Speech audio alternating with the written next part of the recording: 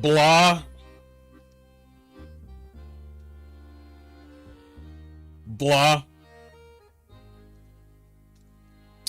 What was I gotta talk about Lies of P and the hard difficulty. And what do you want me to say? What do you want me to say? What do you want me to say? What? Bro, what do you want me to... What do you want me to say? Huh?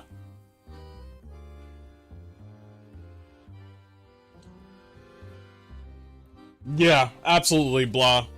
It's amazing how much, doctors can heal wounds, even the ones inside. I mean, they probably were out there, you know, taking care of people's, you know, physical condition, and then when they made video games, well, they healed my soul when I was a child. So, God, what am I supposed to put? Hard Rant stream. I want to talk about Bioware, hot characters in video games, and Lies of P hard. Is hard. Lies of P is hard. Lies of P. I'm taking it out. I'm taking it out. God.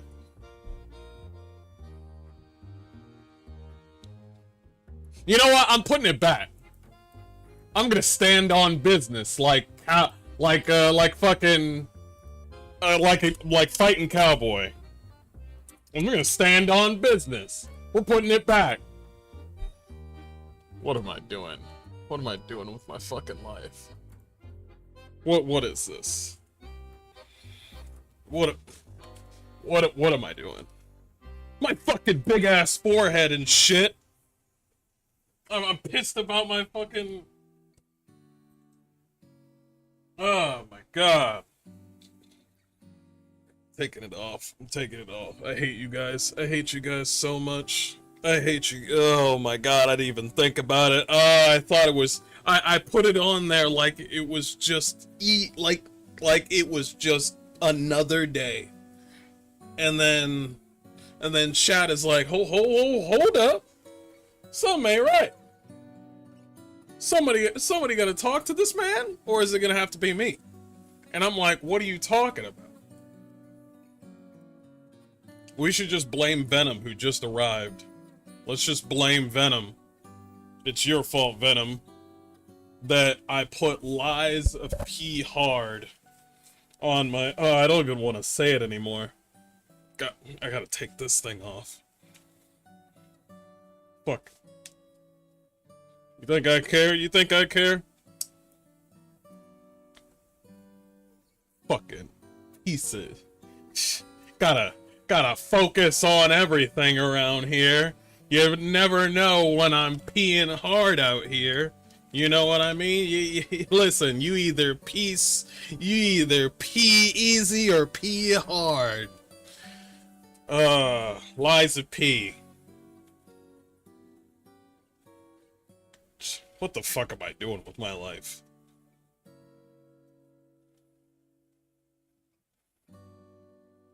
Fuck!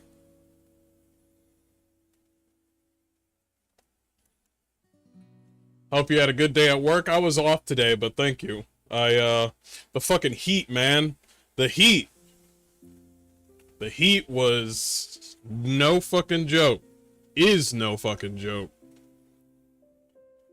I like that. Hey, chat. How you doing? How you doing? Mm-hmm. Stand on business. Exactly.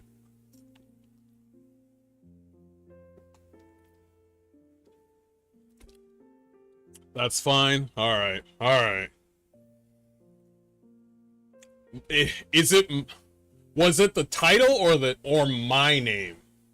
Am I too loud? I'm just getting angry. I'm just getting angry at everything. I'm just like...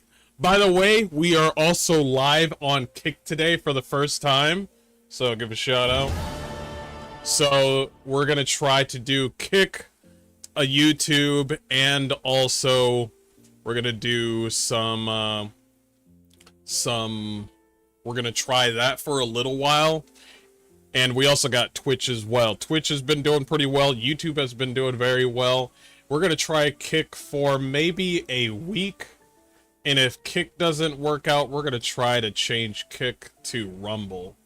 I want to see. I want to just see how that goes.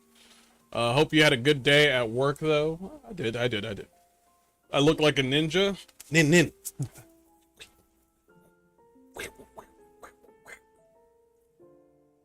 I did this at work, and some lady saw me, and I was like,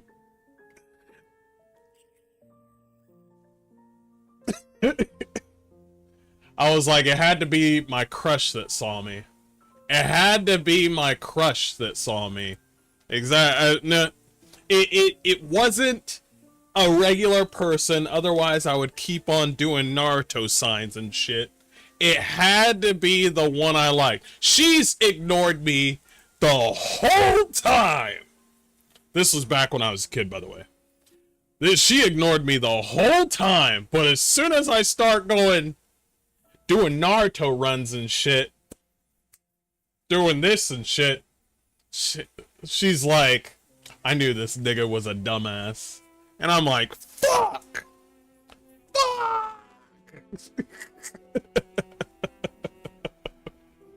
It had to be now. So, Warriors and Wenches, good to have you all here. This is Mr. Hardcore Mode, where nothing is easy. We have a hard rant stream for you, and we also have video games straight after this. We have to talk about hot characters in video games. We know we played Vindictus.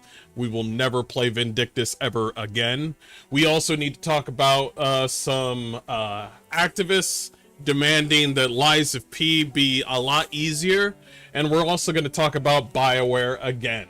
I know, chat. You look at me like you're an old man who doesn't want to talk about the war, and you get shook up, and you're just like, don't talk about Veilguard.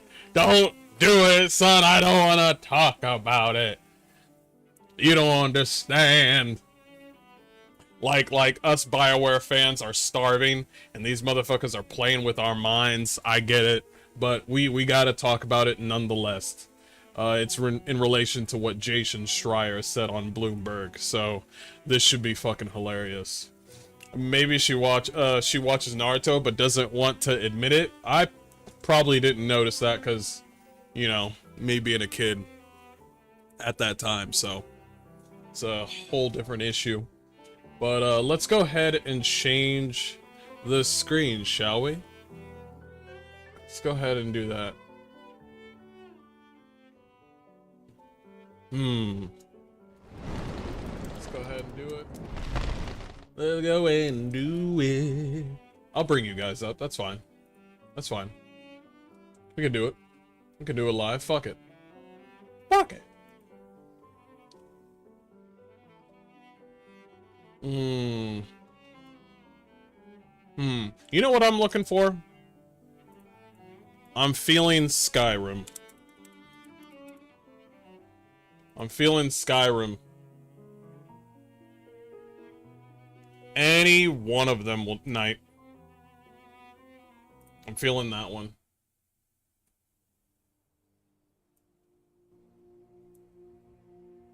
That one should be good enough. I like that one. Okay, let's do it. Are we good, guys? I think we're good. Let's go ahead and do some of this story, and then we will play Stellar Blade tonight. And, yeah. Thanks. Yeah, we're gonna play Stellar Blade since it's out today. And we're gonna play a little bit of that. And, then we're gonna play even more video games after that. That's right, I got the energy for it. Shut up. Wait a minute, Stellar Blade isn't actually out right now. It goes out at 9. So yeah, I think, yeah, it'll come out a little bit later. That'll be fine.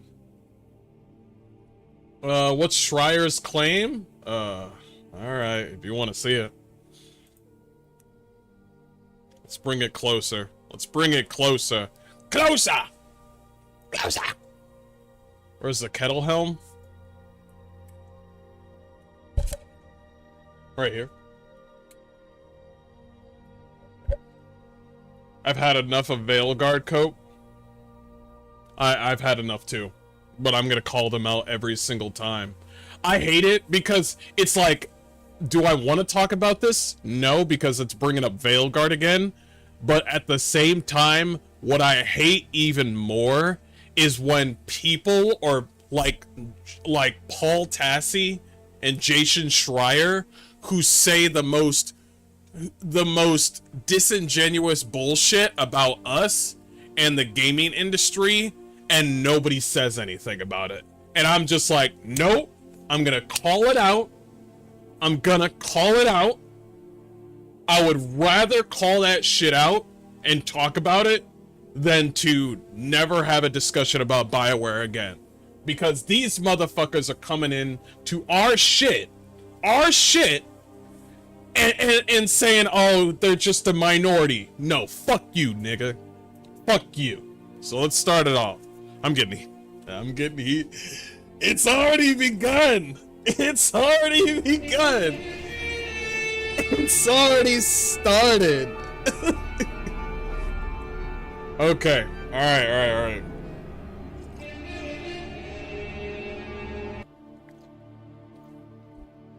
All right. Let's calm down a little bit. Let's go ahead and start it. Hey warriors and wenches, this is Mr. Hardcore Mode where nothing is easy, here to bring you another hard rant in pertaining to, yes, that's right, Bioware again. Yes, Veilguard again. Yes, I know you're looking at me like an old man who doesn't want to talk about the war to his grandkids, and you're just like, you swore not to speak about it! I know, but the only way for us to heal is to talk. And yes, I could do this whole thing where I say nothing. I could. But I would rather call them out on their bullshit than to just stay silent. So we're going to go ahead and do this. This is on Bloomberg, a site that I don't care about, and I think in agreement nobody fucking cares about them. If anything, they're the minority and we're the majority, because they think that we're the minority when it comes to how we feel with Bioware and what they're doing. Jason Schreier, the person that said go woke, go top of the charts,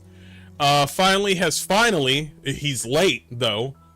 He's late, but he's finally admitted that Bioware, the game didn't do well. It took him this long. And I'm just like thinking to myself, I think there's a reason why he waited this long to finally admit that he was fucking wrong, that this game isn't doing well. It's because what they like to do is just stay silent and just, you know, fade out and never talk about that situation because they realize they fucked up.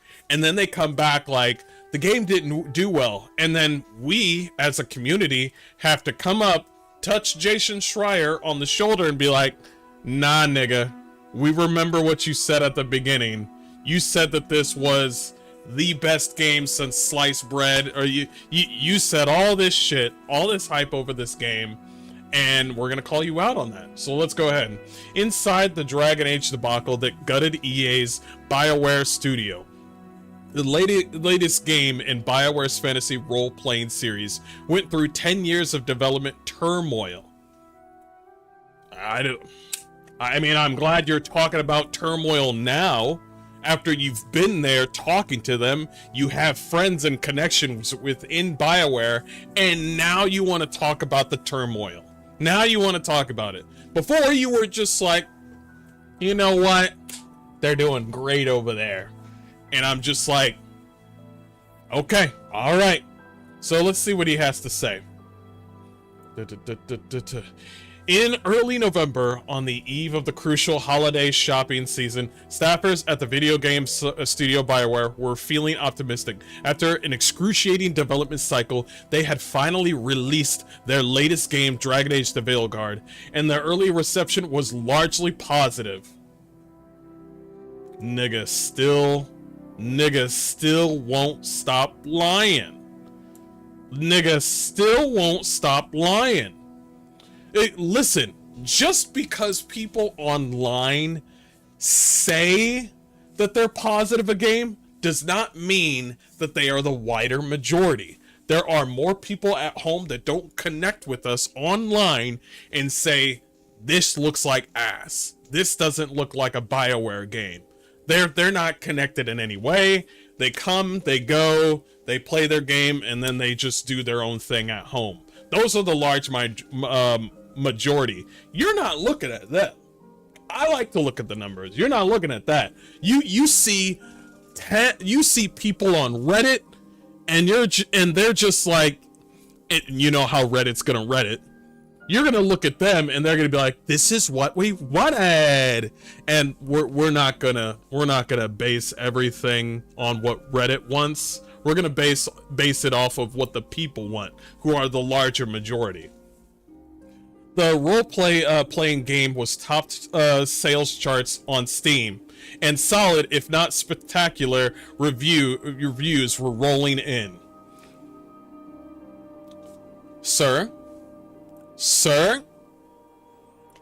Okay, no, we're gonna keep on going. We're gonna hold on to this, okay? Hold on to what he just said right there. Let's keep going. Hold on. But in the weeks that followed, the early buzz cooled as players delved deeper into the fantasy world, and some Bioware employees grew anxious. For months, everyone at the subsidiary of the video game publisher Electronic Arts Incorporated had been under intense pressure. The studio's previous two games, Mass Effect Andromeda and Anthem, had flopped, and there were rumors that if Dragon Age underperformed, might become another of EA's many casualties. So, when you say BioWare was feeling optimistic, did you actually mean, oh, the employees were anxious? Oh, if they fail, we're not going to see this development team anymore? Is that what you mean? What do you mean optimistic? Where are you going with these words? Because I'm catching what you're saying, where you're just saying they're coming in strong. They think they can make it. And then all of a sudden, now you want to say for months, everyone at the subsidiary of video game publisher Electronic Arts Incorporated had been under intense pressure. So now they're struggling. Now, like at first you were just like, they're coming in strong. They got their head held high. They're optimistic. They're good. And as soon as the game comes out, now they're just like, well, you know, their previous games, they sucked, and this one's really gotta stick at home. We're at the edge of our seat. We don't know how we're gonna feel. Which way are you going with this sort of dialogue, is what I'm saying. Not long after, and also, if it was at the top of the charts, why are they feeling anxious?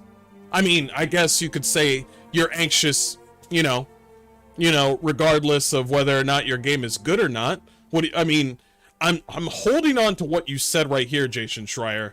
The role-playing game was topping the sales charts of Steam, and solid, if not spectacular, reviews were rolling in. We know what they said.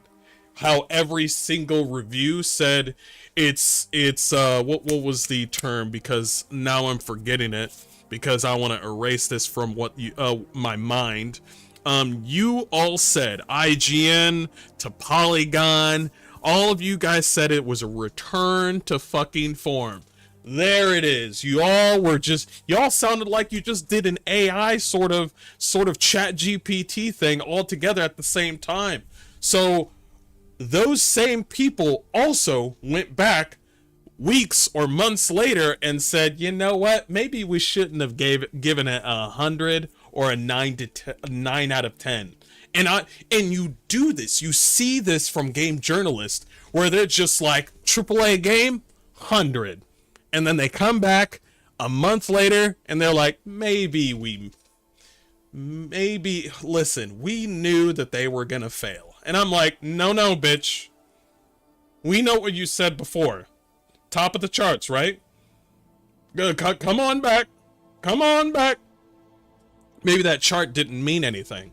You ever thought about that? Maybe there was no competition around Bioware, Bioware's game, The Veilguard, at all. There was nothing around that game. I mean, of course, there were games before that came out before that. I think it was like a week or a month ago. There was no competition, and they failed. And then the development team was just like, yo, we got so many players. Copies or players? And they were like, listen, we don't want to talk about that right now.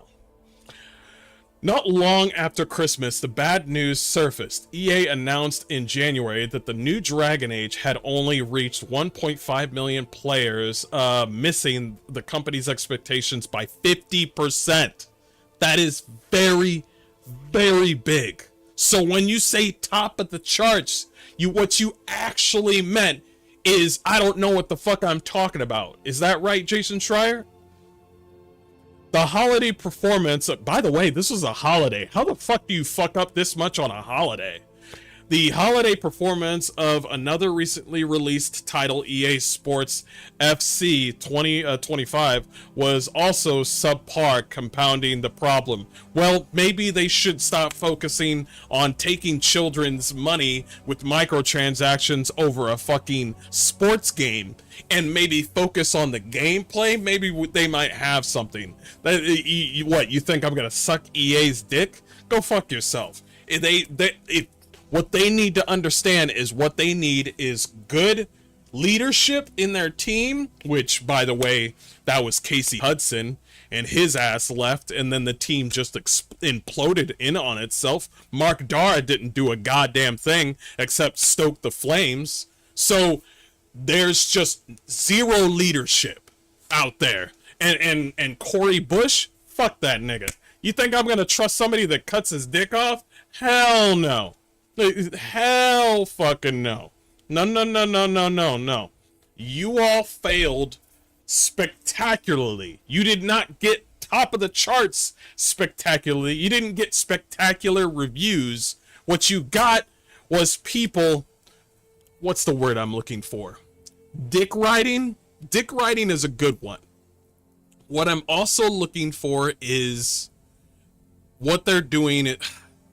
It's not a current. It is a currency, but it's not the currency that you think. Access.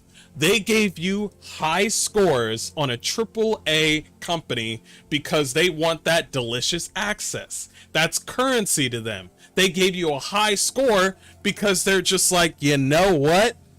We know these Negroes. We gotta give them a good score. They got trans stuff in the game? We definitely are on their side. You remember when that IGN guy that did the Veilguard he did the Veilguard review and gave it a 9 out of 10? That trans weirdo freak who said online, if you don't do this or if you do this, I swear to you, I will reduce your review score. I don't give a fuck. He said it like he had like some sort of feelings, like he was in his feelings. I forgot his name, but the Veilguard fucking dude, the guy that did the IGN person that reviewed Veilguard, said something so crazy on Blue Sky that he said, I don't give a fuck if you don't do this or this.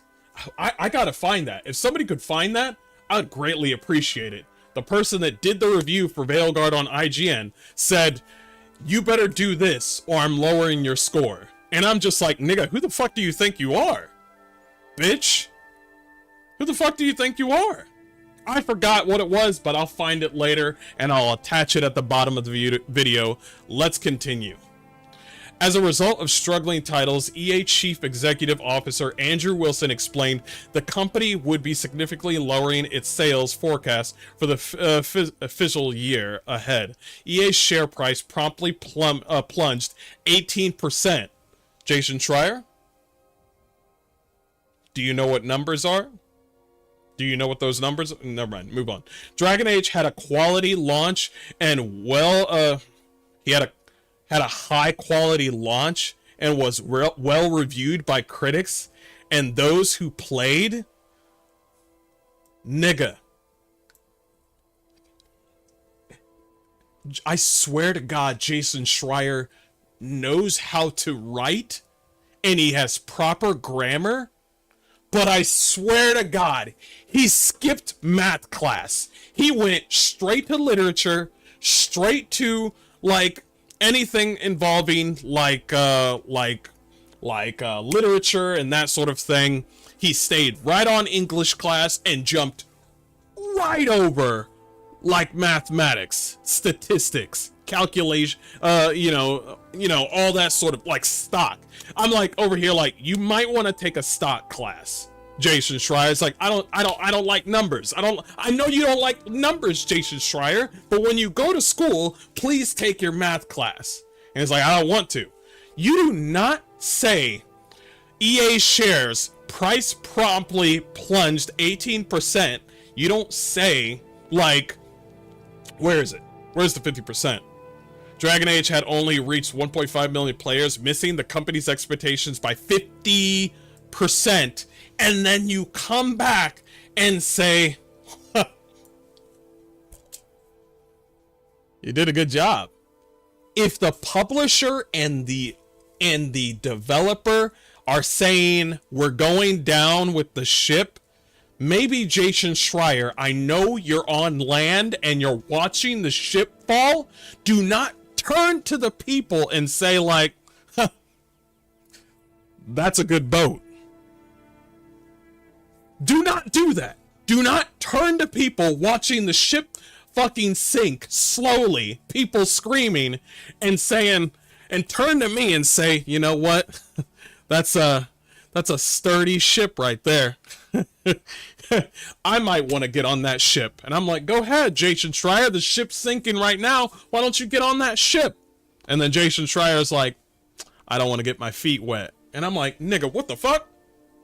Wilson later said on the earnings call, however, it did not resonate with a broad enough audience in this highly competitive market.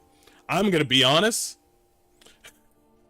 I'm glad that he brought this in here, but I'm gonna be honest. When he says highly competitive market, nigga, it's not that hard to make a dark fantasy that's already like established. It's not that bad. Do not. I am gonna say this. EA, it's not EA's fault. I'm saying that right now. It is not EA's fault. Do not come at me with like, oh, EA did this. EA only did a small portion of damage. Everything else is Bioware. Listen, EA likes to wait for the money to... EA's favorite thing is to watch and wait and see where the money is going. That's their favorite thing. They will tell Bioware to do a few things, but you can have actual conversations with them if you have proper leadership and say, no, we want the price to be this for Veilguard. We want the game not to be called Veilguard. We want it to be called Dreadwolf. We also want to not do a multiplayer game. And we also want to do a first-person game with good shit. Also take out that trans bullshit. And then if you have a good leader that has this conversation and meeting with EA, you can have something that is established. You could not have what Veilguard did. But no, there was zero leadership. Zero. Nada. None. Everybody just said, yes, sir, yes, ma'am, and that was it. Days after the sales revision, EA laid off a chunk of Bioware staff at the studio's headquarters in Canada. Not my problem. It's Canada. And permanently transferred many of the remaining workers to other divisions. For the storied 30-year-old game maker, it was a stunning fall that left many fans wondering how things had gone so haywire and what might come next for the stricken studio. I'm gonna be honest. You should be very happy that you were moved back to EA. If they transferred you from Bioware to EA and moved you around a bit, or you're lucky like Corey Bush and you get transferred over to Wizard of the Coast to join this new team or something like that, you're lucky. Look at you, lucky ass motherfucker. Meanwhile, there's literally 100 people left in Bioware. When you say laid off a chunk, that was the whole team. There's only less than 100 people in Bioware now working on Mass Effect, so I don't know what you mean. I mean, you killed a Dragon Age, might as well move over to the blue alien bitches. According to the interviews with nearly 24 people who worked on Dragon Age the Veilguard, there were several reasons behind its failure, including marketing misfires. That's your own fault. That's part of your reason. Marketing misfires. You think the broader audience gives a fuck about your misfires? Like you know what would have helped with the marketing misfires? Leadership. Poor word of mouth. Leadership again. And a 10-year gap. By the way, poor word of mouth. I bet, I'm going to say this right now, I bet some of your staff that's not I bet some of your staff that doesn't care, that doesn't lean left, right, center, or anything, they just want to make a good game, I bet they're too scared to lose their job that they don't speak up. So you made that situation. In ergo, vis-a-vis, leadership again. So I wouldn't blame them for not saying anything if they were afraid to lose their job. And a 10-year gap since the previous title. So it's your whole team's fault. So it's your... Above all, sources point to the rebooting of the product from a single-player game to a multiplayer one, and then back again, a switcheroo that muddled development and inflated the title's budget. They say ultimately settings of the stage of EA's potentially unrealistic sales expectations. A spokesperson of EA declined to comment. He probably declined to comment because he knew he fucked up. Like I said, you need a good leader in Bioware. All of you in Canada are fucking pussies, okay? All of you are pussies. Nobody wants to step up and be a fucking man, especially one of you, and none of you want to say anything. None of you just want to say, like, we're not doing multiplayer. But you have to. We're not doing multiplayer. But we're not doing multiplayer. Okay, let me talk to my boss real quick. So they have a conversation, they talk amongst themselves, they come back. Are you sure you don't want to do multiplayer? Yes, we're sure. It's not going to work. It's going to fail. We're going to lose money. You're going to lose money. We're going to lose people. And you're going to probably lose a job. Do you want to lose money? No, I don't want to lose money. So let's do our damn job and do a one-player game. It works out. Maybe for Mass Effect, we can have like a multiplayer on the side. But let's focus on what we're good at, which is one-player games. Let's get back to Dragon Age Origins and get the shit straight. You want money, right? You allergic to money now? Okay, cool. All right, cool. Let's do this. That's all you need. That's all you need. Tell them there's money here. There's money to be had if we do this, and this. And then I bet the meetings for these EA and Bioware meetings are fucking 30 minutes. I bet it's a 30 fucking minute meeting and they're just like, yeah, sure. Yeah, multiplayer? Yeah. Battle Pass? Yeah. For a Dragon Age game? Yeah. And I'm just like, what are you doing? What are you doing? No wonder Casey Hudson left. Anyway, the union between Bioware and EA started off with lofty aspirations, that's putting it lightly. In 2020, listen, EA executives and listen, I'm not gonna have a history lesson from Jason Schreier, a person that doesn't know math. Initially, it looked like a smart move thanks to a string of big hits.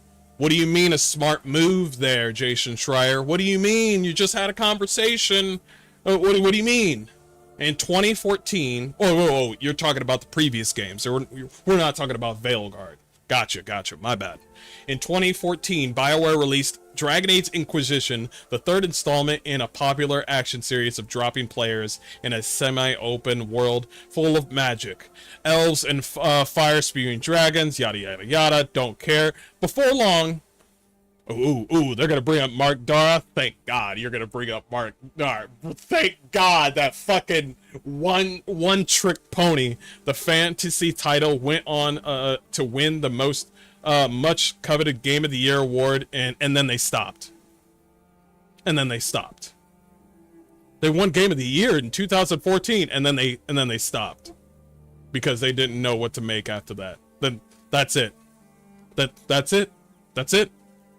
Some of the developers that did KOTOR are working on Exodus right now because they have something that Mark Dar doesn't have, and that is integrity. They have creativity. They have innovation. They have imagination. Mark Dar gave up on that shit. You know what Mark Dar is good at? Talking shit. Its executive producer Mark Dara, a major validation of EA's diversification strategy. Yeah, how's that strategy working out when you fucking fired all those weird trans people? How's that working out?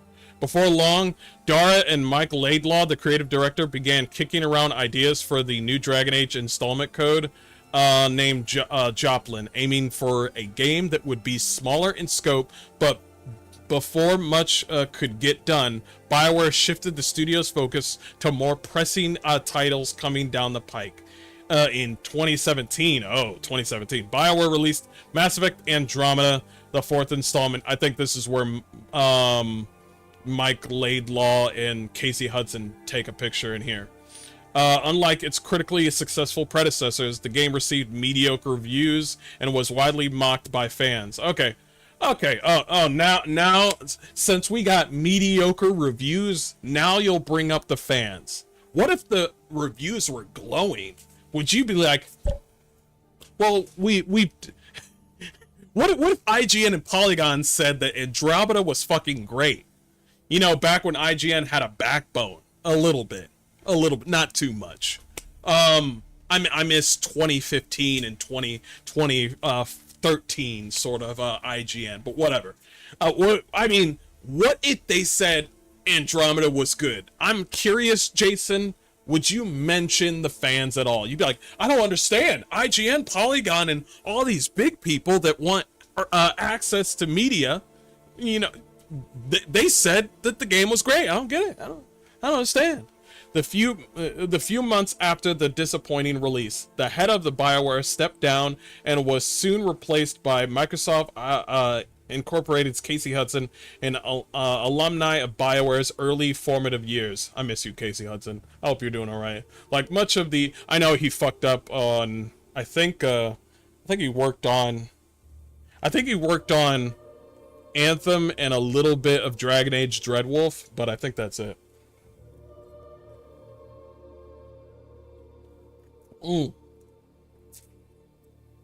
So yeah, they're talking about Anthem here. One day in October 2017, Mike Laidlaw summoned his colleagues into a conference room and pulled out a few pricey bottles of whiskey. The next Dragon Age sequel, he told the room, would also be pivoting to an online live service game. A decision from above that he disagreed with. He was resigning from the studio. The assembled... See, Mike Laidlaw understood the fucking assignment. He tried his fucking best, and he said, you know what? This is not what I wanted, and I'm leaving. The assembled staff stayed late through the night, drinking and reminiscing about the franchise they loved. I wish that pivot had never occurred. Dara would have later recount on YouTube. EA said, make this a live... you know what's funny about this thing? You want to know what's funny? Is that this actually solidifies what I just said before, where I said, have a talk and be a leader with EA and tell them we're not doing another live service. Because he's like, oh, you gotta do another live service. You gotta do a multiplayer Dragon Age the Veilguard. You have to. And then tell them, you remember Anthem? And then EA be like, you're right. You're fucking right. Fuck, you're right. God damn. God damn. Fuck. Yeah, that fucked up. Yeah. Yeah, we thought you guys would... Yeah, you're right. So, in February 2019, Bioware released Anthem, didn't work, fans were similarly displeased, everybody knows that. In the wake of Bioware's second consecutive flop, the multiplayer version of Dragon Age continued to take shape, that also flopped as well. That's another flop with the fucking multiplayer as well, of Dragon Age Inquisition. They keep on more flops and more flops. Every time. This is what there was also a Mass Effect multiplayer that barely brought in fans as well. And then they keep on seeing, it's like, if you look at the numbers of how many people are playing the multiplayer, they don't give a fuck and they hate it. So for Veilguard or Dreadwolf, we're not going to do it. And then EA is going to be like, oh shit, we do love numbers. Yeah, we do love numbers. Yeah, look at the numbers. That's not a lot of money, and I want a lot of money. And if we do a multiplayer, we're not going to get a lot of money. Huh, he's got a point. Huh. Okay, alright, you know how to do one-player games? Nigga, we've been here for 20 years. Of course we know how to do one-player games. Boom. Boom. Conversation done. I can understand that they'll be like, let's try this, and then Bioware tries the multiplayer, it doesn't work out, and then you go back to EA having the meeting, and then every time that you have an EA meeting, you go, no multiplayer, y'all have a good day. Next meeting, fuck that multiplayer shit, we don't know how to do it. See y'all later. Like I would mention it every time at the meeting and be like, it would get annoying at that point where I'm just like, great meeting, guys. I'll see y'all later. By the way, never mention multiplayer in front of me again. I'll see y'all later. Have a good day. I hope your family's good. You have a good one. He's like, we're not talking about multiplayer. You will one day. Just letting you know. So, it's just funny that I see all this. And then Jason Schreier is just wondering... how did this happen? So we're going to look at the last bit. When Dragon Age the Veilguard premiered on Halloween 2024, after many internal delays, some staff members thought there were a lot to like, including the game's new combat system. You mean you investigated the Bioware team and you've discovered there was no wrongdoing? Is that what you're saying? Is that what you're saying? We've investigated our game and we realized that it's going to be the best game ever. And then Jason Schreier said, I think it's going to be the best game ever. And I'm like, nigga, of course they're going to say that. Let's get it into the hands of the people and find out what's going to happen. Every time when EA or reviews come out from IGN, Polygon, all these people, and they say, oh shit, 100. That's where Jason Schreier stops. He doesn't go any further. He doesn't dig deep. He doesn't read between the lines. He stops right there. Access Media said it was good. EA said it was good. Bioware said it was good. Fans fucking hate it. And then he goes like, oh, I don't get it. You mean people have to like the game in order for them to get money? What?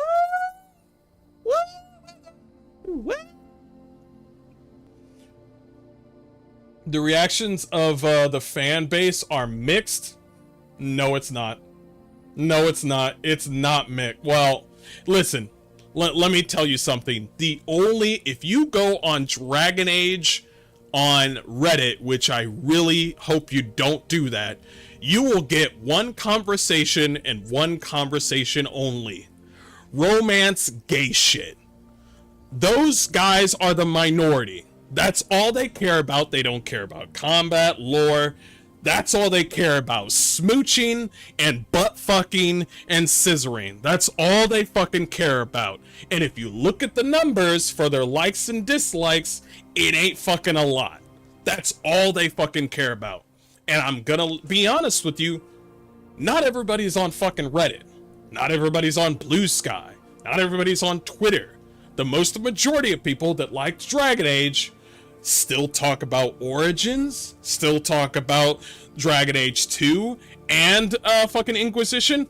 As a matter of fact, a lot of people are looking at Dragon Age 2 and saying, I think I judged you too harshly. I apologize. I would like to rescind what I said to you. So, let's continue. The reactions of the fan base are mixed, to put it gently. Said Katie, a popular Dragon Age YouTuber. You over here talking to fucking YouTubers? Is that what you... Of course this bitch would be gentle about what she says. It's like, well, we're doing, it's a little mixed, to put it lightly. Talk to a man. Talk to me. Talk to a regular dude with 3,000 subscribers, and then I'm just gonna put it to you like you. Shit's trash. Nobody likes it. Fucking gay as shit fucking game. It looks like a multiplayer game mixed in with fucking top surgery scars. Get this shit out of here. And then everybody else, like everybody else after that's gonna be like, well, I wouldn't be that extreme, but yes. Some, like myself, adore it for various reasons. I wonder what that would be. Others feel utterly betrayed by certain design choices. I wonder what that might be. Following the layoffs and staff resignments of Bioware earlier in the year, a small team of a few dozen employees is now working on the next Mass Effect. After the 3 high-profile failures in a row, questions linger about EA's commitment to the studio. Well. Look where we're at, Jason Schreier. Look where we're at. Historically, Bioware has... It doesn't matter about historically. All that matters is what's happening now. Even so, there may be strategic reasons for EA to keep supporting Bioware. Single-player role-playing games? What are you talking about? What are you talking about? Single role-playing games? I thought they wanted a multiplayer game. Are expensive to make, but can lead to huge windfalls when successful, as demonstrated by recent hits like Cyberpunk 2077, Elden Ring, and Baldur's Gate 3. You know what's funny? Each 3 of sorry. I'm gonna say this and then I'm gonna end the video. Electronic Arts is not blind. Electronic Arts is not blind to Elden Ring, Baldur's Gate 3, and Cyberpunk 2077. All you had to do is because EA's team of EA's people that you have meetings with, Bioware, all you need to do to mention one-player games is talk like a fucking Neanderthal. You don't have to say big words to them. You just need to come up to them when they say, you need to make a multiplayer game. Just say, this is a Dragon Age game, and I think we could beat Baldur's Gate 3. And then they're like, Baldur's Gate 3? The Game of the Year game? Oh shit! That game that that sold millions and millions? Yeah, we can do it. Yeah, I think it's possible with my team. Oh shit! And that's a one-player game? It is a one-player game, random EA fucking person. And then they'll be like, oh shit! Well, crap. Well, what do you need? Well, we're gonna need funding. We're gonna need time. And then we will get you that Baldur's Gate 3 type of game. We're gonna go back to our roots. This is what we're gonna do. We're gonna do this, this, and that. And then they're gonna be like, whoa, that's gonna be a lot of money. I know, right? So shut the fuck up and let's do our job. That's all they fucking need. Let's see what the last bit that he's saying. In order to grow, EA needs more than just sports franchises. Said, actually, EA can survive off of sports franchises. Said TD Cohen analyst Doug Cruz. Trying to fix its fantasy-focused studio may be easier than starting something new. They're not going to keep Bioware. They're not going to keep Bioware. I'm telling you that right now. That said, if they shuttered the doors tomorrow, I wouldn't be totally surprised. See, even he's not fucking dumb. It has been over a decade since they produced a hit. Exactly. So, Jason Schreier's, you want to know what's funny about this? He has no sort of integrity with what he says. He doesn't have an apology on here. He doesn't want to come back and be like, you know what? You guys are right. I was wrong. And now that he's getting to the meat and potatoes of pretty much the conversation of Dragon Age, he's letting loose with this whole thing. Everything is written well. He's not being leaning towards the right or the left. He's not siding when he's completely unbiased with what's going on here, and he's just giving actual facts. Like, he literally said at the top, like right up here, he said at the top over here that the development team thought they were gonna do well, and then when it came out, it didn't do well. He didn't say anything like, oh shit, we know this is gonna be big, because that's not what journalists say. That's not what journalists don't come out and say like, oh, it's gonna be big because it's a AAA game and this is what's gonna happen. No, they stick to facts, or at least they try to go allegedly with a few things. But not Jason Schreier. No, Jason Schreier likes to say a whole bunch of big shit before a game comes out, and then when the game comes out after 2 or 3 months, then he comes back and is like, here's all the information that I've been holding the whole fucking time, and I'm not gonna say people were right, but yeah, here's everything that literally you guys, the people in chat, already know. Like, Jason Schreier just came 3 months later and turned in his homework. Meanwhile, each and every one of you have already turned in your homework, like, right on time. Jason Schreier's coming in late, and he fucking found out. He's like, oh yeah, Veilguard's not performing well. And everybody's just like, you mean the game that came out last Halloween? Yeah, we already know that. We knew that with the first trailer. You're late. Well, everybody knew that. Cindy, did you know that? Oh yeah, that shit gay. Greg? Yeah, it was, yeah, we knew it. That's why we didn't buy it. You're late. Jesus. Anyway, I'm gonna end it there. That was 40 minutes of me ranting about Bioware again. Fuck. Anyway, I'm gonna end it there. Thank you for coming by. Fuck, I did it again. Alright, we're gonna end it there. Jesus. All these people care about is people approving their terrible life choices? True. I would have fired all of them and keep the good ones, then tell them to make a single player game. True. Absolutely true. Oh, hold on. Let me make sure I got all of you in the screen. There we go. That makes more sense. Unbelievable. It's like, oh god, I had to talk about that. Poor word of mouth. Poor word of mouth.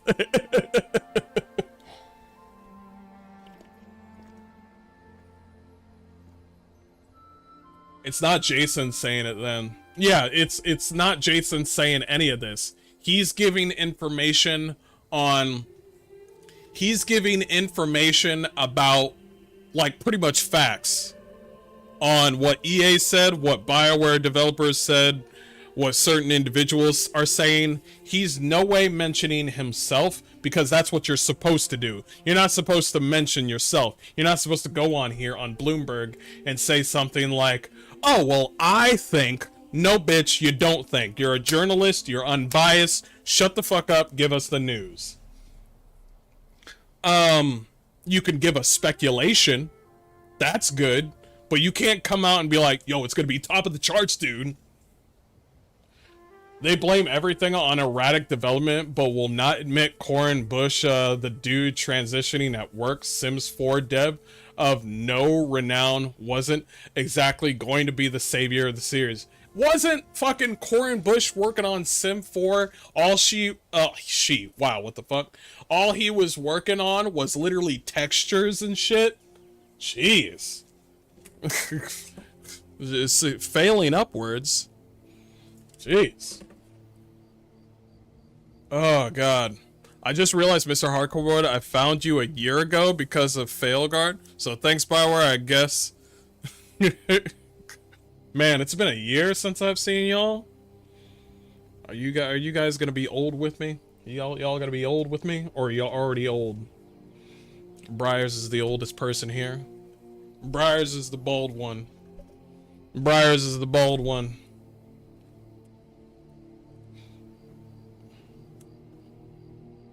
Oh, I totally forgot about this one, chat. Take away the purple and the non-optional gay shit, and maybe more people would have tried it. Yes. I also forgot about this. Heels Babyface said this. So Paul Tassi claims gamers who reject woke games like Concord and DA Veilguard are a loud minority. Paul, have you ever considered when quite clearly the majority of gamers reject these woke games, as seen in the failures of each and every one of these games, that perhaps you may be one of the wrong side on this? Just ask yourself that one question and then genuinely, critically examine your own stance inside. He's probably going to say something like, I'm not taking sides, I'm only sticking to the facts or something. Let me see that. It is not a clear majority. It is a loud minority. By the way, if you say loud minority, music plus reading. Wait, is the music too loud? Are we good? Music plus reading? But it is clearly majority. It is not a clear majority. It is a loud minority. This bullshit right here fascinates me. Sorry, it was another tab of mine. Oh, okay, gotcha. No game fails purely because it's woke. Yes, it does. Yes, it does. Yes, it fucking does. The primarily people playing video games are men. And let's be honest, men are nicer when it comes to characters that look ugly or unattractive or unappealing. Women, however, who make up 25 or 30% of video games are fucking brutal. Women are savages. We've seen our Tinder, haven't we, boys? These women don't give two shits about your about us or your fucking description. They want to know what you look like. That's all they care about. I've heard them say ruthless shit on fucking websites. These women will lay it in. I've seen women hate ugly people. I've seen women be racist. And I've also seen women hate other women that are attractive. These women are... Like, I am surprised how unvocal women can be when it comes to attractive people. They always say the same thing. Like, oh, it doesn't matter what you look like. Personality matters. Yada, yada, yada. Blah, blah, blah, blah. Me. And then when they see Concord, they're just like, get this fat bitch out of my face. But they won't say it. They just won't buy the game. Women are fucking ninjas when it comes to telling people what they really feel. Like, they are fucking... Find the one Concord fucking cosplayer bitch. Find her. Find the one cosplayer bitch for Concord. You can't. You can't. You want me to find the lady that cosplays as Nier Autonoma? Or Stellar Blade? You want me to find the lady that dresses up as a Tekken character? You want me to find the bitch that dresses up as, well, believe it or not, a Blizzard character? I could find it right now. I'm not gonna do that right now. I don't want to get fucking demonetized or some shit. But here's also what Heels Baby said. If it's a loud minority, how are they failing? Why aren't people buying? Why are the studios closing down? Tassi is a fucking clown and has been for years now. You remember when he was sucking the dick of Marathon? Actually, I'll show you right now. We won't engage in ugly character designs. See, Briars will just say it out loud. See, Briars will say it fucking out loud. Watch this. This is one that Paul Tassi said. See, he showed the Dragon Age debacle that Jason Schreier said. Oh shit, Jason Schreier, what went wrong with Dragon Age? The Veilguard just dropped? And then Angel says, didn't he say the game was doing good? And then Paul Tassi says, look, we all have regrets. And then this guy, Leaky Richards, says, would you classify purposely misreporting as a regret? And I was like, damn. Damn. Jesus, man. See, it's okay to have your own opinion, but if you're a game journalist, keep your opinions to your fucking self. You can have, as a game journalist or any sort of journalist, you're supposed to come into things unbiased, and you can come out, the best you can do is do allegedly, speak on things allegedly, or have my speculation. You see what I'm saying?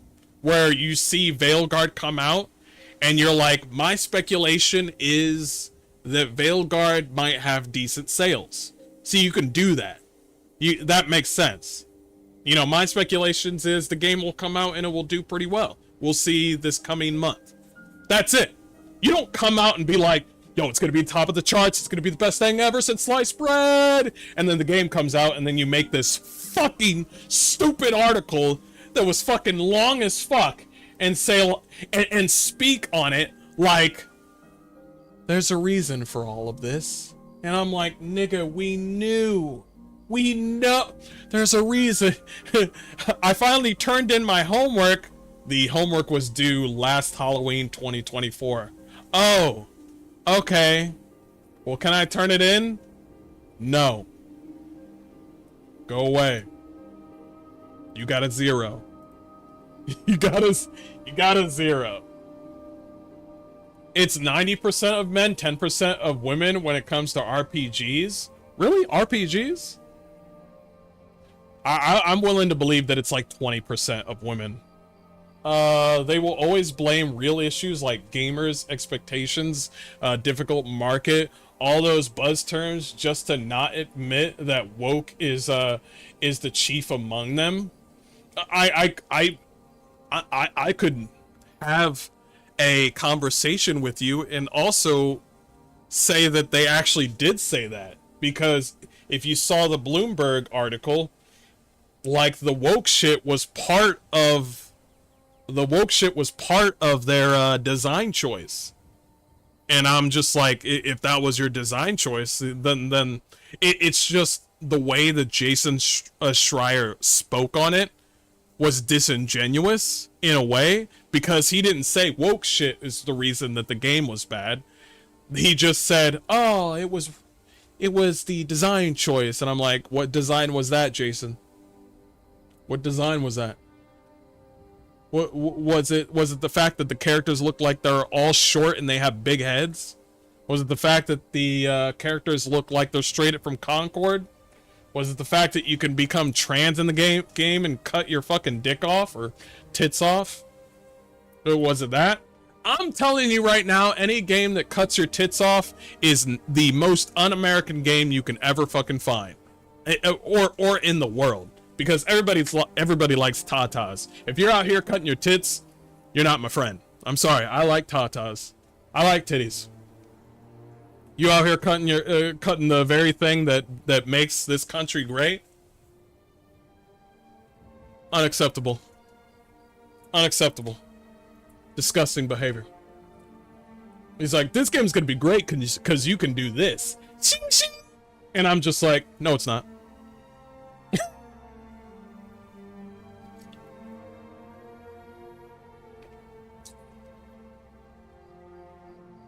Tassie says it's separate issues, but all those issues come from woke. Exactly. He doesn't want to say the word. He doesn't want to admit it. Woodpit says that's another thing. It's majority men who play video games. Stop hiring all these women. That's very true. I would hire about 3 women, and that person will probably be an accounting secretary, Maybe community management, but that's about it. We know you showed us when you played Vindictus. That's the very same thing. It's like, actually, we got to talk about Vindictus too. We got to talk about that as well. Let's keep moving. I do want to talk about this. This one will be a little bit short. Actually, yeah, it will be short. Yeah, it's be fine. Yeah, good lord. I talked 40 minutes about Bioware. I tried. I made it too long. I'm sorry. Only 3 women? You misogynist? What are you talking about? There's 3 women. What do you mean? Listen. I can hire whoever I want in my development team. If the secretary says, "Could we have more women?" and I'm like, 2 secretaries? Cool. That's fine by me. There, we got 4 women now.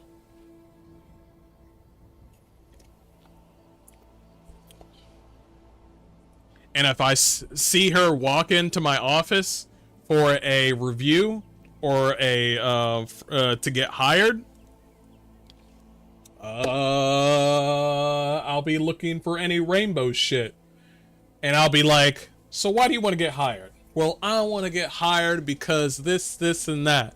Well, that's not what we're looking for. What we're looking for is something else. You have a good day. Is it because of my rainbow hair? You have a good day. You have a good day. You have a good day. All right. Let's talk about this one, because this is very important. Okay. I'm gonna chill a bit because I've been talking too much. It's good to see you all. By the way, we're also streaming on Kick as well. Same name, Mr. Hardcore Mode. It's good to see any new people that are lurking on Kick. If Kick works out, I'll stay on Kick. If it doesn't work out, I'll probably switch it over to what was I saying before? Maybe Twitter, and go from there. But yeah, we'll see. I think Kick's okay. Got a lot of casino bullshit, but yeah, it's alright. It's got animated fucking... How far did you get in Vindictus? I got about up to level 13, and I killed all the gnolls. That's one thing I want to talk about, is the enemy variety. Alright, here we go. Warriors and wenches, this is Mr. Hardcore Mode, where nothing is easy. Here to bring you another hard rant video. This one pertaining to Vindictus Defying Fate. One of the reasons that I want to talk about this is the fact that as much as I enjoy a good story, as much as I enjoy beautiful, attractive, or cool looking fucking characters, what I also care about is excellent gameplay and combat. I really care about this. And you might be looking at this thing right behind me and thinking this combat is great. Well, I'm going to tell you right now, it is not that great. What you're seeing is just a hit E to do this one ability, and that's about fucking it. I really wish that this game was impactful, but the gameplay is missing so much shit that it feels like they played a Souls game once and then went straight into Vindictus Defying Fate. They have a game before this called just Vindictus, and it's a mobile game. I think that's where their strength is making mobile games. And pretty much this game is riddled with not only poor story, but also poor game mechanics. There is barely anything of a progression. The tree is literally 3 abilities, and then you've literally leveled up. Will that change when the game finally comes out? I don't fucking know. I don't fucking care. When you bring me an alpha test, this is the first time people are gonna see your game, and it is very important to get that first feeling of, yes, this game is cool. If you don't have that, where is it? If you don't have that, where are you? Show me. No. This is Vindictus Defying Fate. What I'm looking for is the fucking demo. The demo's right there. Basically, oh no. No. Right now it's mixed right now on Steam. I don't know why it's not showing it showing the score on here. But it's mixed. And because people are upset with how the game functions. I'm going to tell you what I feel like, what I played, and I'm going to tell you what I enjoyed, and then I'm going to tell you what I disliked. Because this reminds me of the first Descendant. Beautiful characters, the most boring, dull combat I've ever fucking seen. Basically the same thing. It's like they know how to design a world, they know how to make beautiful characters, and then they stop. They stop right there. They don't focus on story. They have amazing voice actors, but the voice actors are being held back by the lackluster story. But let me go ahead and do this. First thing that I notice, the characters, you don't make your own character. Each character is kind of like a hero of some sort. You have the dual-wielding sort of duelist guy. You got a sword and shield lady. You have another lady with a giant greatsword, and you have a muscular dude with a giant totem that he holds on to. And that is pretty much it.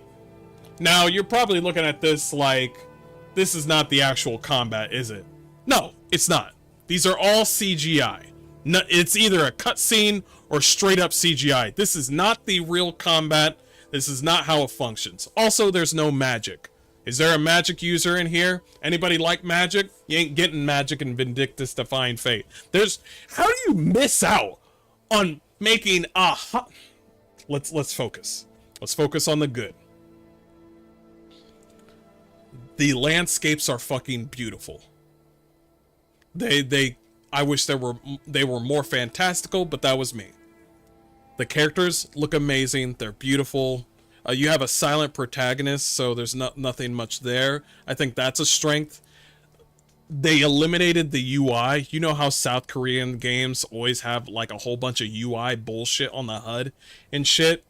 Well, they eliminated that, and you have nothing on your screen until you fight and do combat. I think that's great. I think that's a step forward for South Korean games. I think that's great, because they always like to clutter your screen with fucking bullshit every fucking time. You're fighting enemies. Guess what? The store is right on the top right of your screen. You're doing a boss battle. Guess what? The store is right on top of your fucking screen, right over there. You're doing all this shit, and it's just like, hey, just let you know the store is right up there.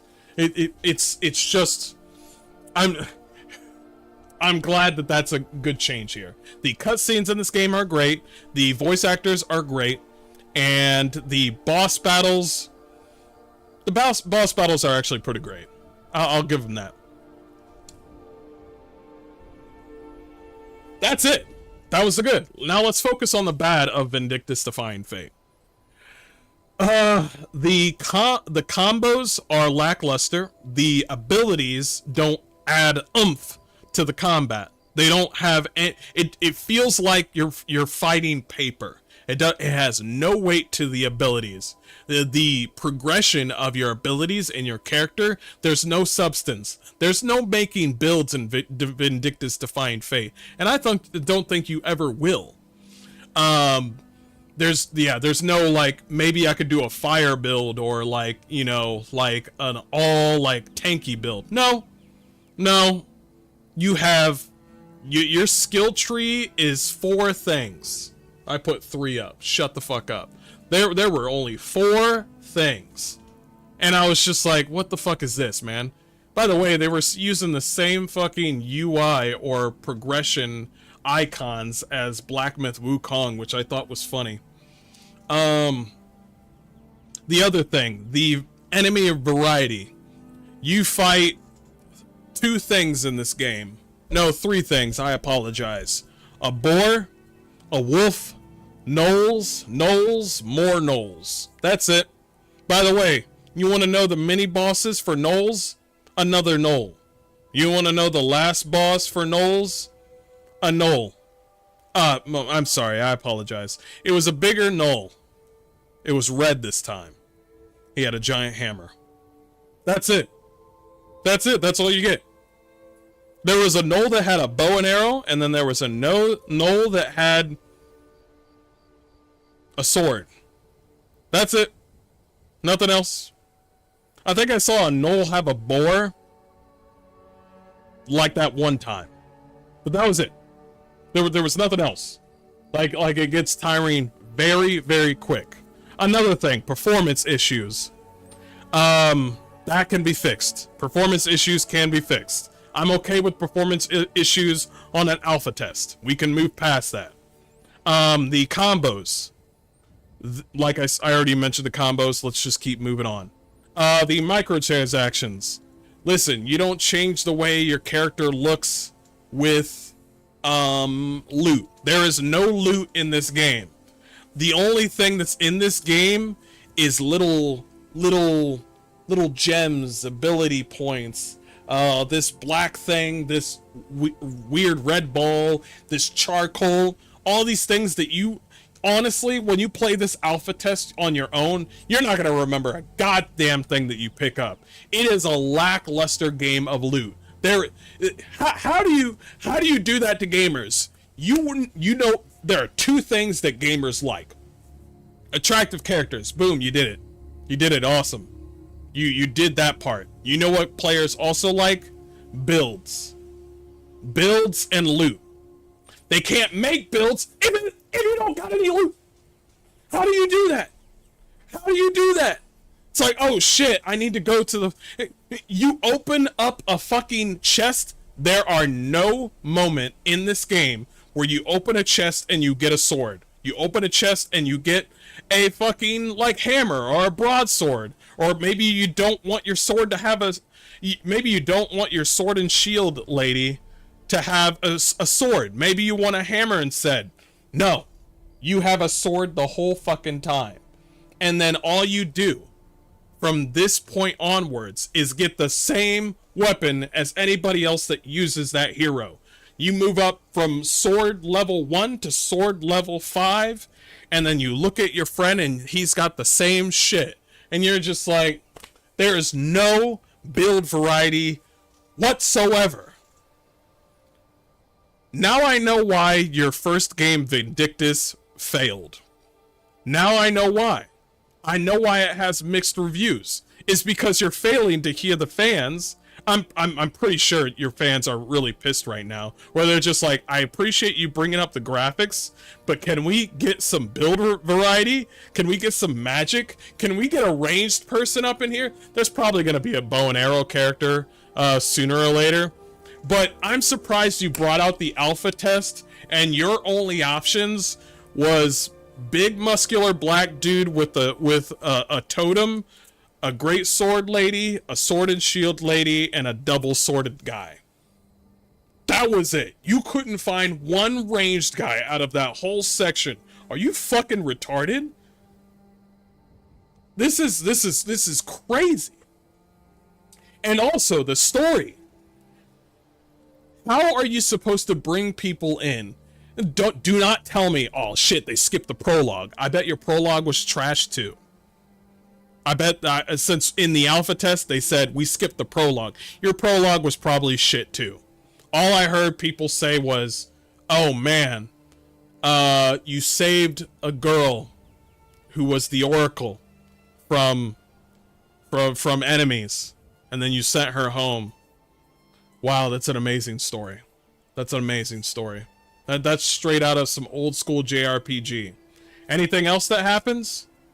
Like, I don't know, like an evil emperor or something like that? Or, like, you're not going to do this whole thing where it's like, the darkness Watch out for the darkness. Oh shit. Why are these enemies moving from this area? It's because that area is corrupted. It's always the same thing with these fucking RPGs, where it's just like, well, that's unnatural. Why are these enemies so close to the village? And I'm like, oh, I heard this fucking story. It's because of the darkness. It's seeping up the land. It's always the fucking same. It's like, oh no, the darkness. The darkness is moving the enemies closer to home, and we gotta protect our village.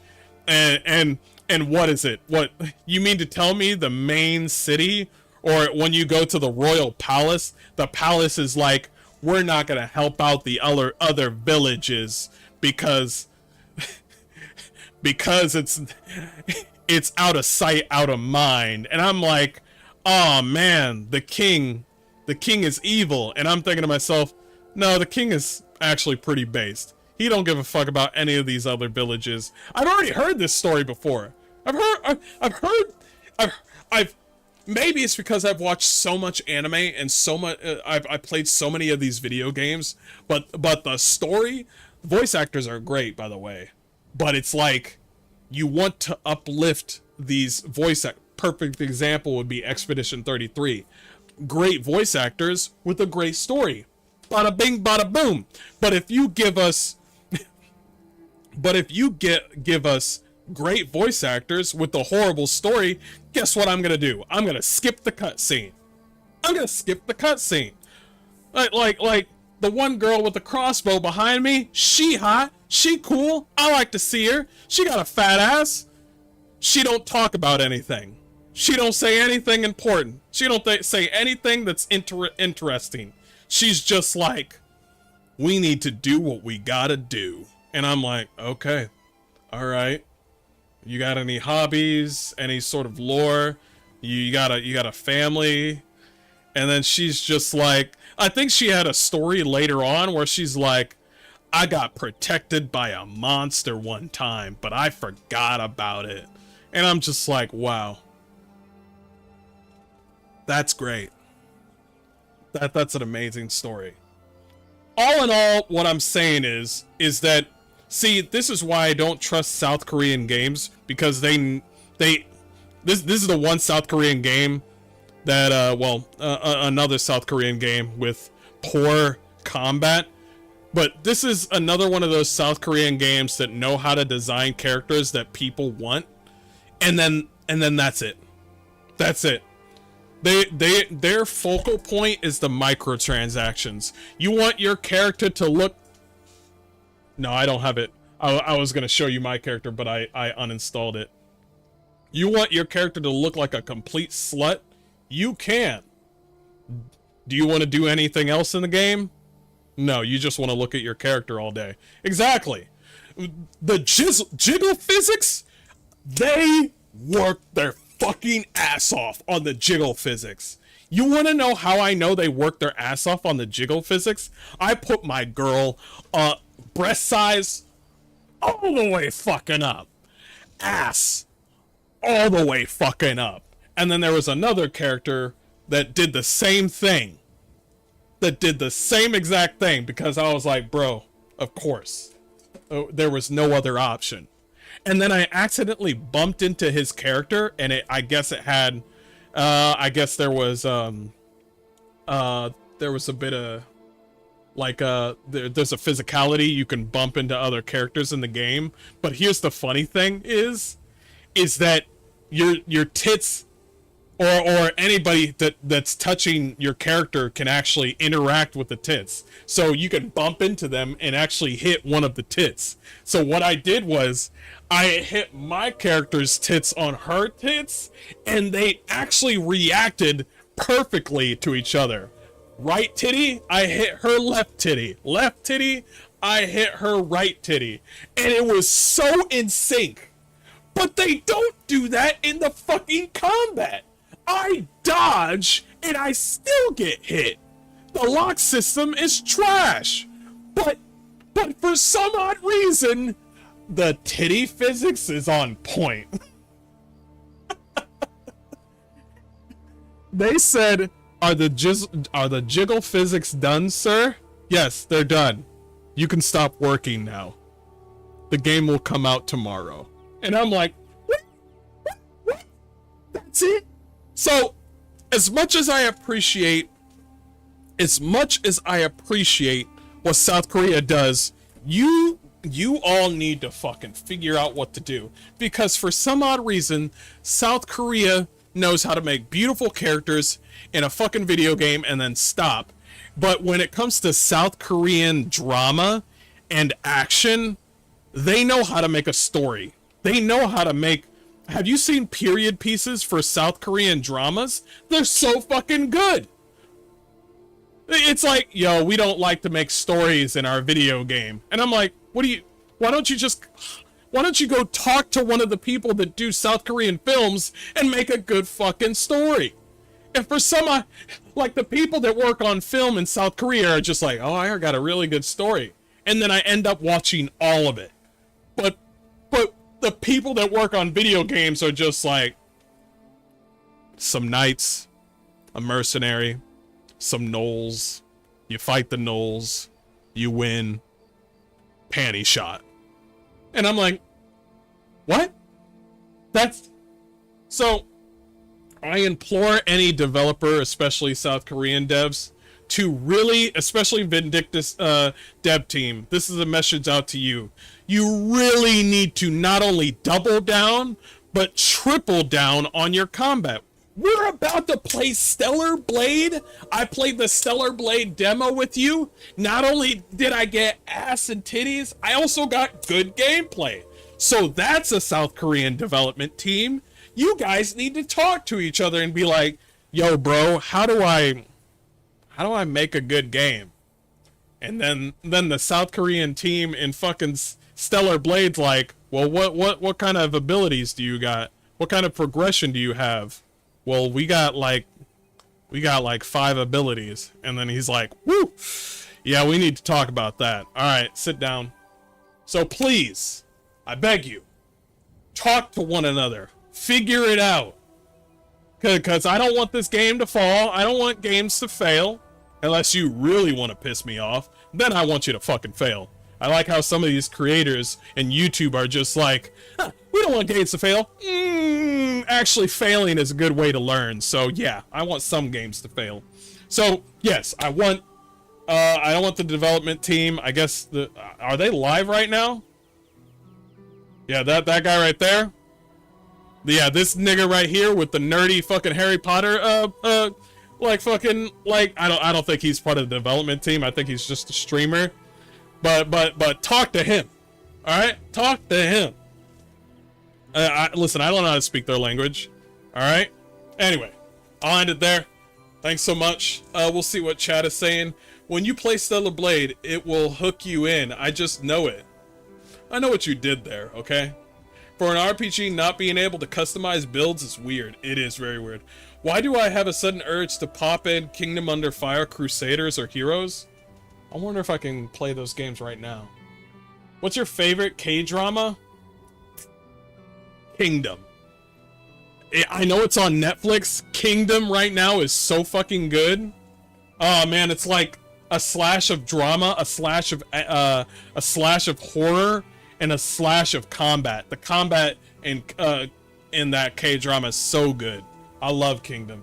You didn't fight the big wolf boss or the undead boss? You know what? I'm sorry. I did fight the giant polar bear. I did try to fight the giant polar bear. I lost. You know what? I'm gonna probably re-download the game.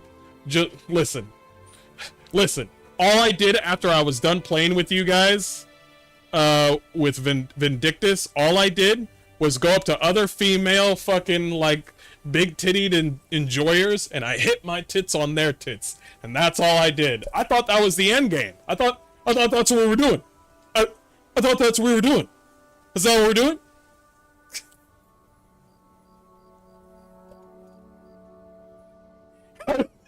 That's what we're doing. That's what You didn't keep your cat girl? No, she's still there. I didn't delete the character. Yeah, I didn't delete the character. Oh, yeah. Yeah, I didn't delete the character. Yeah, I didn't. Yeah, this character's not deleted. Oh, God. Here. The cat girl's still there. She's not wearing the same stuff as before. Let me try to re-download. I'm gonna keep on playing even though I really don't want to keep... Well, let's check... I wonder if regular Vindictus has any magic users, because that's just weird. I don't think you can make a free-to-play fucking Souls-like game and then think that, oh shit, this is gonna sell. And I'm like, are you sure it's selling? Are you sure?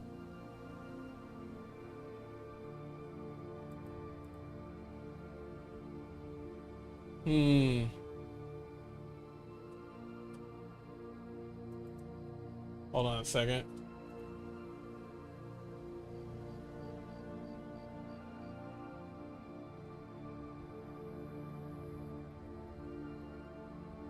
Oh, that looks good. Is that like an XCOM game? Oh, I have it wishlisted? Shit, we got a lot of demos. Is that Yo, that's XCOM, bro. Okay. Alright, we're... Dang, we got... Every day we fight. Yeah, that's the thing that I fucking... Yeah, see, this thing is mixed. Right here. It's mixed. I enjoyed the combat in original Vindictus. It was fast, cool, and flashy. But in Defying Fate, the combat is not enjoyable. It's slow, clunky, and boring. As much as I like Souls games, please don't do roll slop combat. I'm getting fatigued from roll slop games.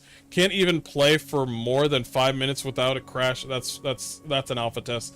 This game needs to be a bit more polished with optimization. Okay, optimization. Don't care about that. Combat is not very fluent. Blocking, dodging feels clunky. I hear clunky a lot. Spamming the same 2 combos is not fun.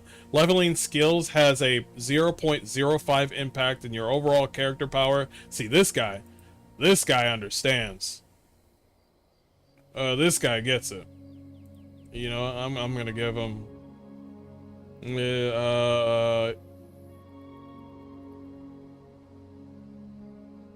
extra helpful, there you go. Yeah. Yeah.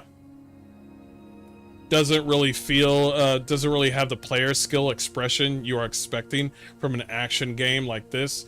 Yeah, that's exactly how I feel. I feel nothing when I try to...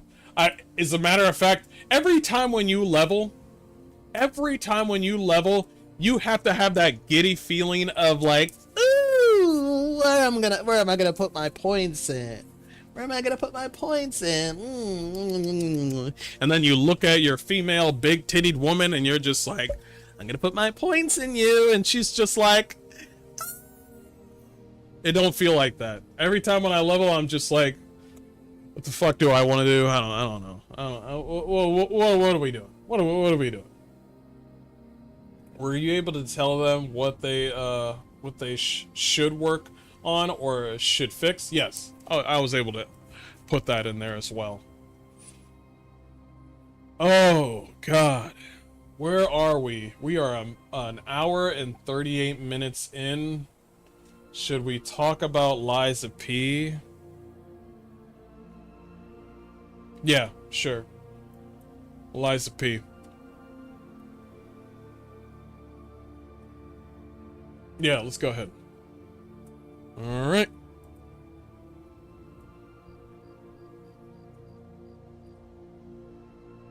All right, this should be good. It's with Hypnotic.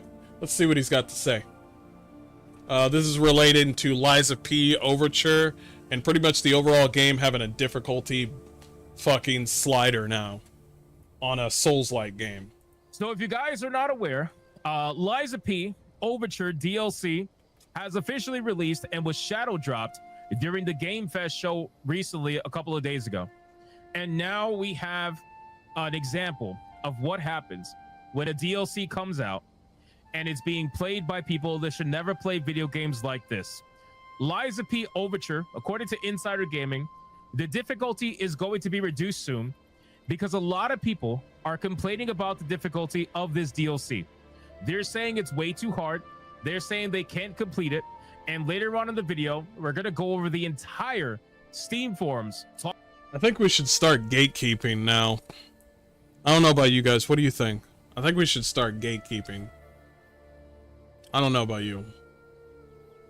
Yeah. Yeah, this is getting ridiculous. You play a game that's literally built for that, and then the developers are just like, you're losing? What do you think Elden Ring did? Elden Ring, everybody was complaining about Margaret the Fell Omen. You remember that shit? You remember when Asmongold was fucking getting pissy about that shit? You remember how people were saying Shadow of the Erdtree was hard? I even said that shit. But did I beat the game Shadow of the Erdtree? Did I beat it? Yes, I did. Talking about some threads where you can see people complaining about how some of these bosses are even beatable at difficulty 5. What's going on? The new game plus scaling is off. The game is difficult. People are actually complaining about this. And the simple fact is, if you're complaining about difficulty in a Souls-like video game, well, I have a major problem with that. I always have, and I always will. So don't forget to subscribe if you are new to the channel. We have 89,700 of you. Thank you guys so much for being subscribed to the channel. And if you are part of the 50% plus that are not subscribed, consider hitting that subscribe button today. I would greatly appreciate it. So let's go over this thread here from Insider Gaming. And again, it says Lies of P Overture's difficulty will be reduced soon. So keep in mind, the developers are choosing to nerf the game. And this is after the developers have told us that they were going to introduce difficulty options for this game. If you guys remember, you remember when this game came out and the developers didn't listen to anything like that, and then the people that actually enjoyed the game actually beat the game, ergo me, the person that beat the game. You remember that? You remember the part where I beat the game? I think the hardest boss was those 4 like family members or something like that. Those people that go around killing like certain puppets or like robots. And it's funny that they ignored everybody on that one, but all of a sudden now this DLC comes out, and then he puts it, you're no longer a Souls-like game. You're DMC. You're Devil May Cry now. You're God of War now. You're not a Souls-like game anymore. I went over this about a couple of weeks ago, talking about the inclusion of difficulty options in Lies of P, and how this is going to be something that's going to be in pretty much all Souls-like games eventually. It's only a matter of time, right? From Software, usually they had difficulty adjusters that were available in the game. They were normally items that you had to acquire in. Somebody said, Hankin said, I remember when devs didn't care if it was hard and let the game stay they were the way they were made.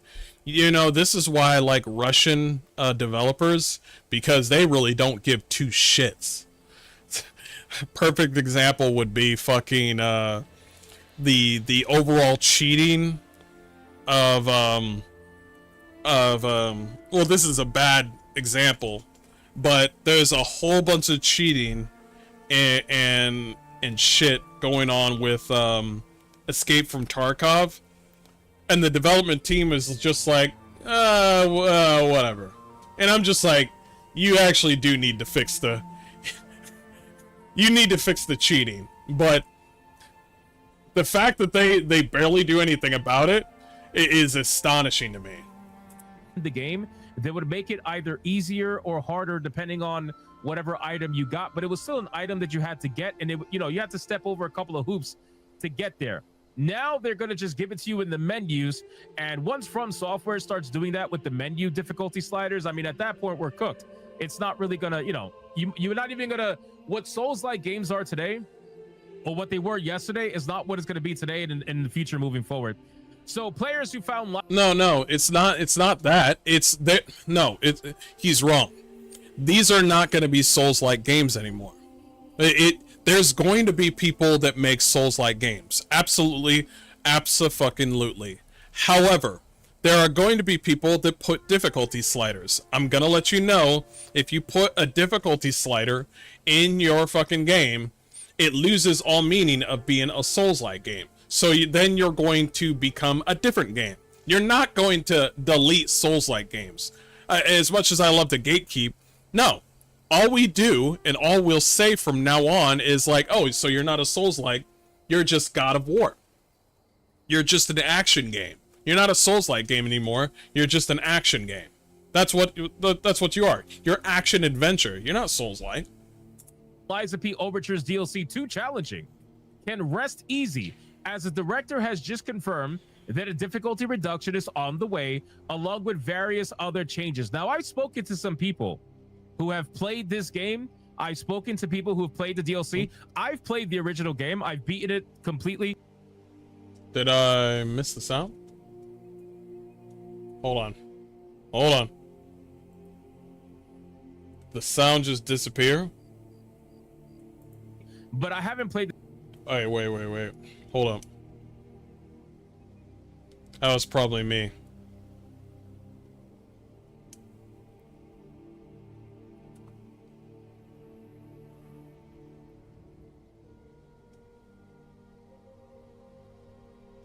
It was just me. The DLC yet. I've spoken to people who've played the DLC. I know people who have beaten the DLC. So I wonder what those people think about now the DLC being nerfed, considering that they just beat the DLC as it is, right? It kind of makes you feel like, wow, what was the whole point of all this? Spotted by IGN, several players are complaining about Lies of P Overture's intended difficulty, Legendary Stalker, across Steam reviews and Reddit. Intended a lot across reviews and Reddit. Why are you looking on Reddit? Why are you looking on Reddit?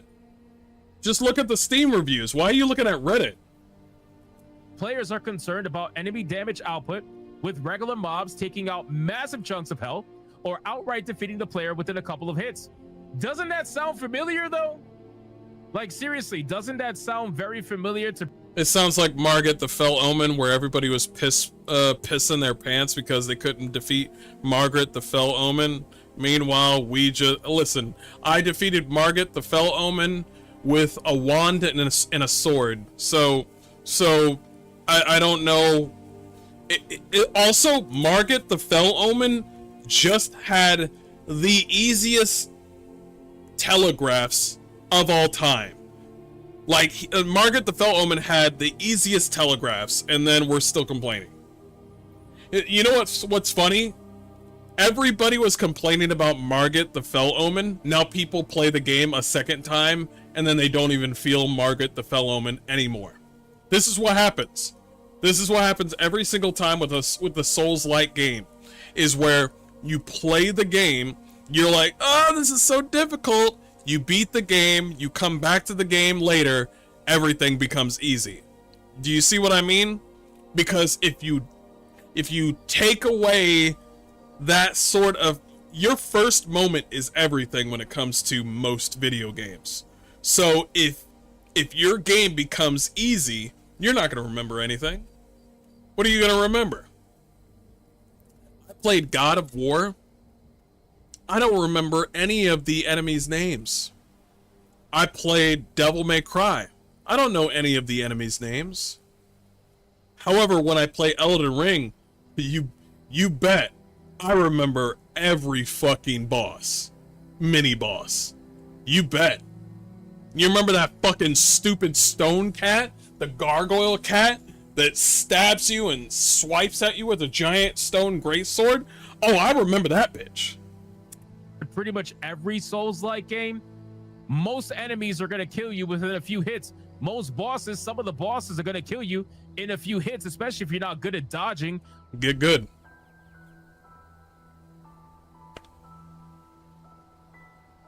Quit being a little bitch. Or parrying. This seems like a very big case of just get good. But of course, why am I not surprised? Anyway, players are concerned. This is why you hear people say, like, I don't want to hear you guys say get good. I don't want to hear you guys say, like, get good, like it fucking makes any sense. It's not about getting good. Get good.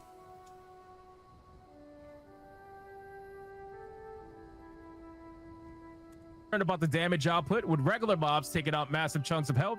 Some players have also raised concerns about the camera problems with some bosses. Fortunately, all the feedback has reached the developer, and again, fortunately, of course, insider gaming is going to think that this is fortunately, but let's be real, most gamers who are into Souls-like games are probably not going to think it's fortunate. And I can already hear the people that are out there watching the video right now, leaving the comments. Every time I talk about Souls-like games, I always get 1 or 2 comments that say the following: well, it's an option, so who cares, right?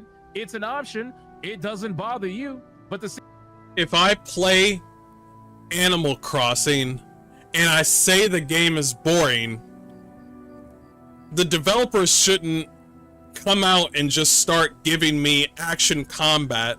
The developers shouldn't come out and say, like, oh, we'll just make the game harder for Animal Crossing. No, I came into Animal Crossing knowing very well that the game is just you joining a community of animals and building a house and planting flowers. I came in knowing what type of game this is. It's a chill fucking slice of life game. I'm not gonna come into your house and say, like, wow, you got white walls, you got paintings in here, wow, couldn't be me. And I'm like, nigga, this is not your house. This is not your house. Why come into our space and you're just like, no, stop. Please do us as a favor and play a different game or get good. Simple fact is, while it is an option and I don't have to choose it, Souls-like games have always been what they are and have... Somebody said, Lou said, not gonna lie, camera bullshit is a red button for me. Now, if we're talking about camera, certain things that are like quality of life, yeah, I could talk about that one. Yeah, I have a sort of a camera issue with what's it called? No Rest for the Wicked. That's just the camera issue. That's it. So it may be just a Reddit crybaby bullshit. I believe so, because sooner or later you start to when it comes to the camera, you do your very best to avoid any camera bullshit to fight the boss, and you won't, when it comes to you stating what you feel with the game, you're not gonna mention, oh shit, the game's hard because of the camera. You're gonna say, like, the camera needs work. and even if you say that the game's hard because of the camera, even if you say that, I wouldn't expect the developer going like, oh, so we'll just let the bosses be one shot. Yeah, you can just one shot the boss. And I'm like, why didn't you just fix the camera? You could keep the boss's health the way it is. Well, what are you doing? Just fix the camera, not the boss. Created this sense of community within Souls-like games because everybody bands together to achieve the common goal.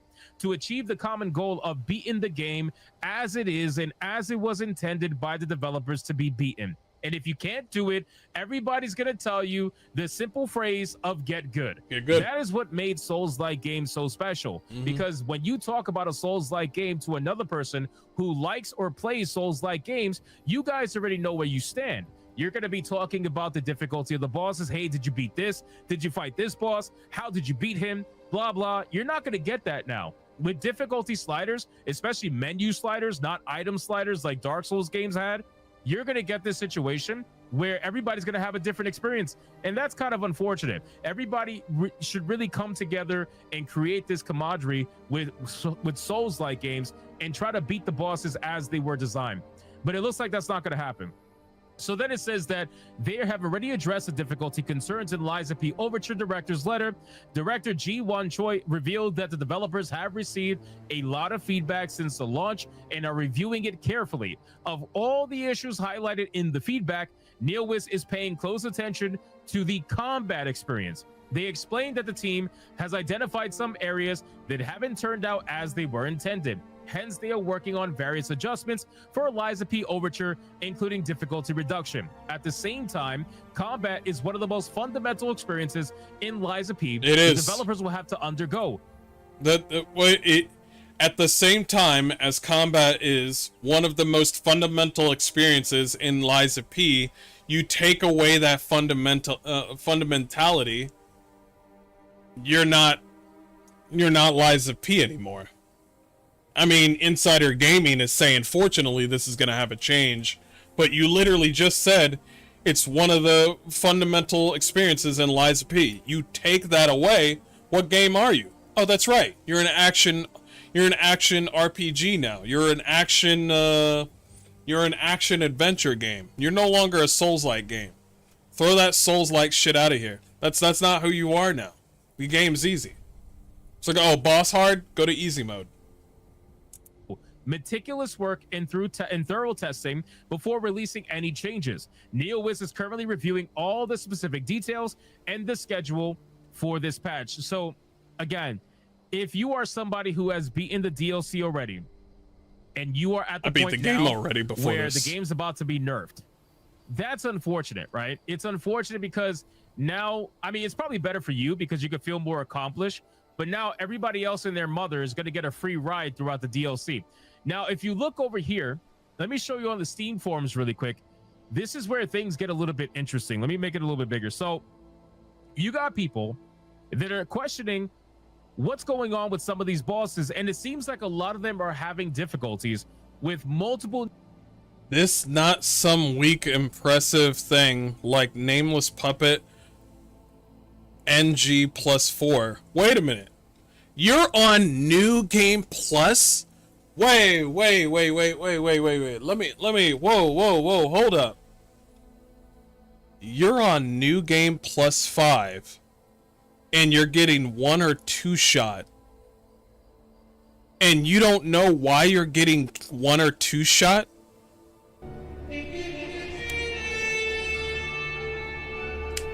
What did you think was going to happen when you went to New Game +5?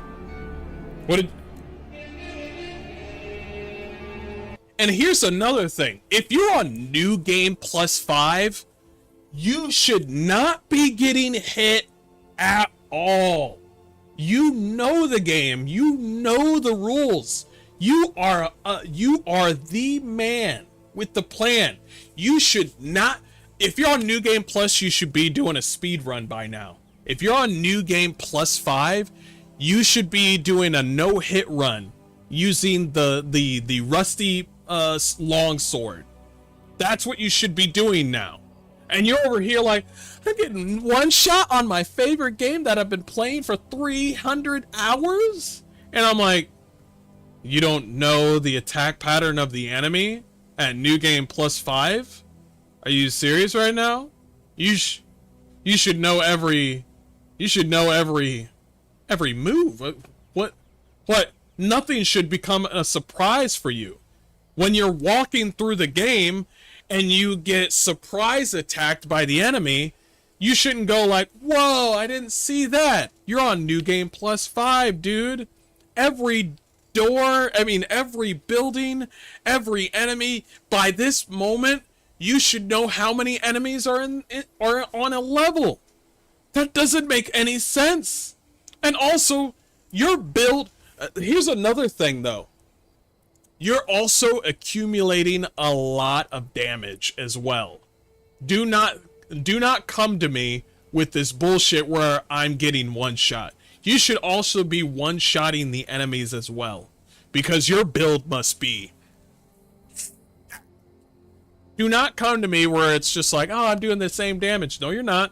You're not doing the same damage. You should be stacked with damage. Unbelievable.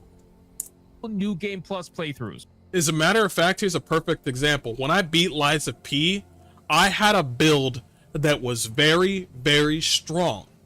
All I had to do was not get hit and hit the enemy. That's it. That's it. I saw his health go down so fast when I hit him.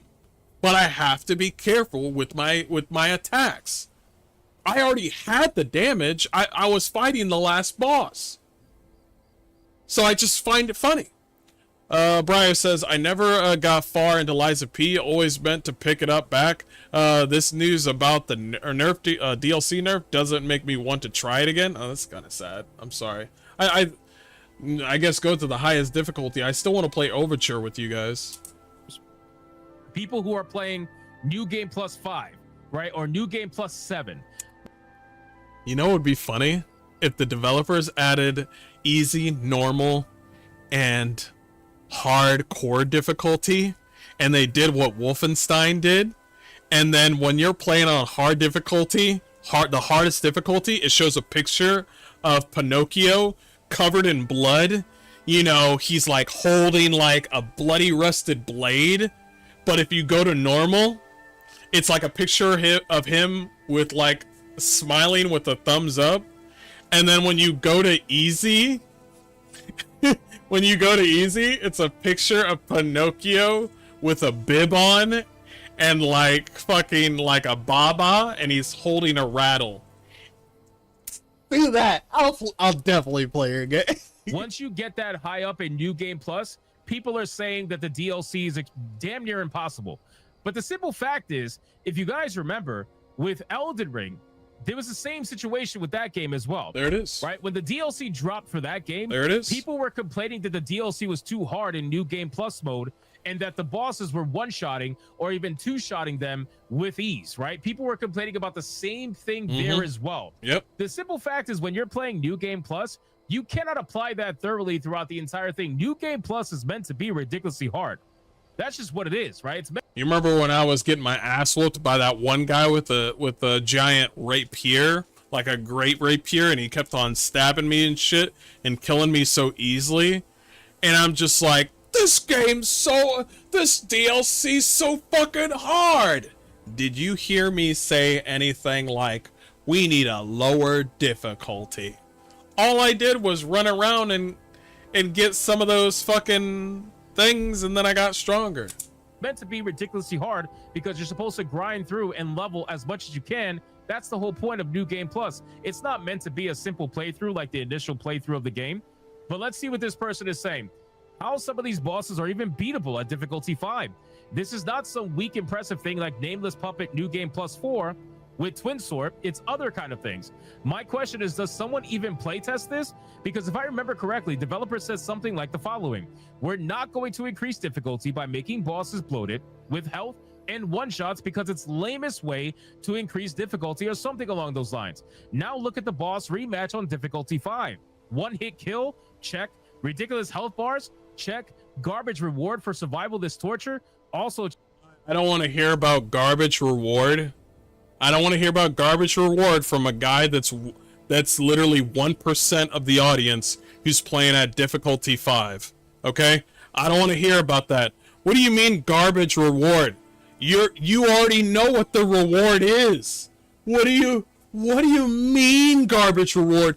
You dumbass. What, you already know the fucking reward. You fought this guy. This is your 5th time killing the guy. One shot kill? Nah, you should look at my above comment. What? When I make my game, it won't have difficulty. Well, well, it's like, you gotta show me your game first. They should have pop-ups after you die so many times. Do you want game journalist mode? It was not a bad joke. It's fine. It's fine. It's kind of weak. Check. I can't with right mind comprehend this design. It feels like one of the laughing my ass off meme response to community for criticizing devs for making games too easy.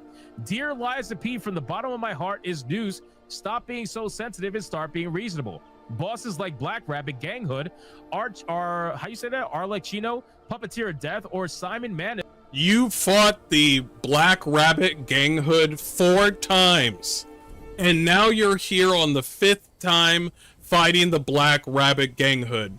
You should know everything with the Black Rabbit Gang Hood. The Black Rabbit Gang Hood was the hardest enemy to fight. You fought a multitude of enemies at the same time, and it was hard. But when you fight them again in New Game Plus, so you're on New Game Plus 1, you fight them again, you beat them because you know them. New Game Plus 2, you fight them again, you already know what's gonna happen. You get all the way to Plus 5, and you're just like, well, this isn't fair. Wait, what do you mean this isn't fair? You've been whipping their ass since New Game Plus 4. Now it's unfair? Now it's unfair. Are ridiculous and stupid to no damage. And for what? For badge that you won't even notice on your bag? Like, seriously? Yeah, exactly. At least in Sekiro, they add new outfits, but here it's just, you did it, cool, here is your badge. What kind of broken difficulty scaling is that? So, again, guys, this is something where it is affecting the actual, like, New Game People Plus more than the standard playthrough. At least that's how it seems anyway. 3%. Look, even this DLC in New Game Plus scaling is definitely off. I played halfway through New Game Plus. So the guy that you were just talking to before, who's on New Game Plus is gonna be like, wait, you were struggling on New Game 3? I'm struggling on New Game 5. New Game 3 is I have played halfway through the DLC level 300, and it wasn't fun. I got killed in 2. You know everything! Now I've replayed the whole game, and I'm currently at level 73, and the DLC feels the way it's supposed to. Challenging, but unfair. It's like, well, you know... So, wait. So you went in with your busted up character, went into the DLC, so you don't know anything because the DLC just went out. But, dude, do what you do best. Fucking get good.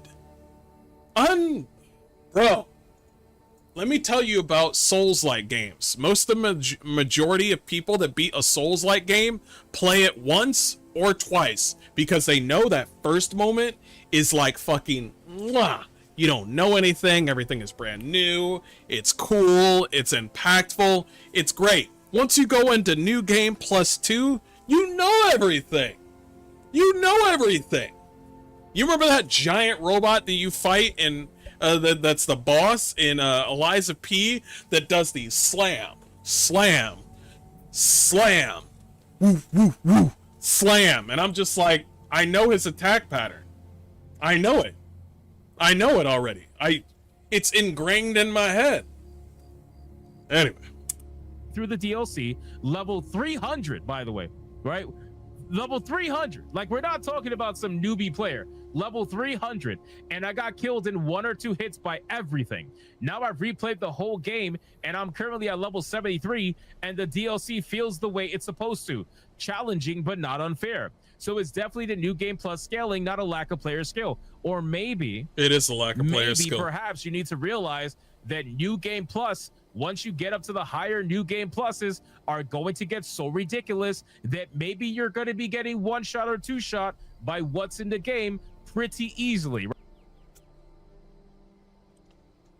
Everybody knows what you need to do when you're on that New Game Plus. What do? You reallocate and respec your whole build because you know things are going to get stronger. You know they're going to get stronger. You know they're going to get tougher. So if you know you're going to get 1-shot, I bet these motherfuckers got glass cannon builds. I bet they have glass cannon builds. Holy shit, I never thought about that. I bet they have glass cannon builds. Yo, I'm fucking done with these motherfuckers. I'm getting 1 or 2-shot. Let me guess, you got 1 HP, but you got damage up the wazoo. You basically Expedition 33'd yourself. I bet that's it. And he's like, well... Right? If you want a standard playthrough and you want something that's scaled properly, then you should just play the game as is and don't go into New Game Plus. New Game Plus, all these pluses is for people that hate themselves. If you do not hate yourself, do not play New Game Plus. It's as simple as that. Right? The simple fact is when you go into New Game Plus like that, it doesn't matter whether it's a DLC or not. The game's going to kick your ass if you end up not dodging that one hit, or you end up not parrying that one hit. You're dealing with multiple multipliers on top of your standard gameplay experience. It is going to be a problem, right? So I don't really know what's going on with this, but I think people are freaking stupid at this point. I think they're not even realizing what they signed up for. If it wasn't for the fact that they had a level 300 character, I would almost even question if whether or not they're a Souls player or not, because I think most Souls players understand that when you are doing this, when you are doing New Game Plus like that, you are going to have problems. It is going to be a one-shot fest or maybe a two-shot fest. And I don't think the DLC is anything special when it comes to that. That's me personally. So in any case, you guys can let me know in the comments down below, what do you think about this? Is this going to be a major issue for you regarding the difficulty? We already know the difficulty sliders are coming, or they should already be here technically. I haven't updated my Lies of P game, so I'm not exactly too sure. But the difficulty sliders are already here, and now they're nerfing the game on top of the difficulty sliders. At what point do we admit that this is just not going to be a Souls-like experience anymore? Stop nerfing these games. That goes inherently against what these games stand for. But at the end of the day, we know that the journalists like Insider Gaming and the modern audiences out there, this is what they want. This is what they're pushing for. And they won't stop until every Souls-like game is like this. It's bad enough that we are getting difficulty sliders in the menus, because apparently, according to this, there's an actual thread here. I don't know if I can find it. Apparently, there is 3 difficulty sliders in Lies of P, not 2. In the first Berserker, there is 2 difficulty sliders. You have casual, and then you have normal. It's normal and then easy. There is 3, and it makes you wonder, why 3? At what point, like, are we going to start getting to a point where there's 5 or even 6 difficulty sliders for Souls-like video games? It really is kind of sad. So let me know in the comments down below what you think. Don't forget to like the video, hit that subscribe.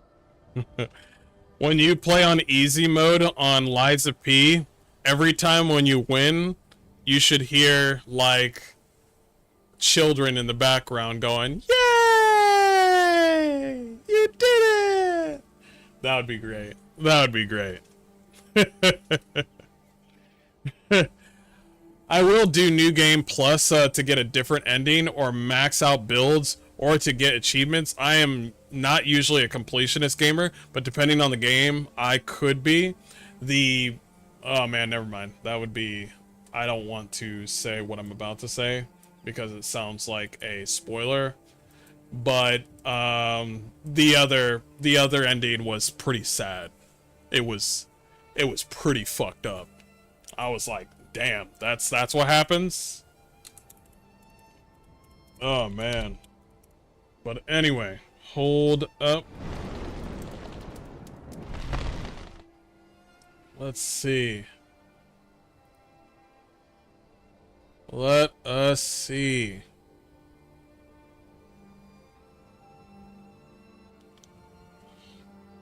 Hold on, chat. I totally forgot about something.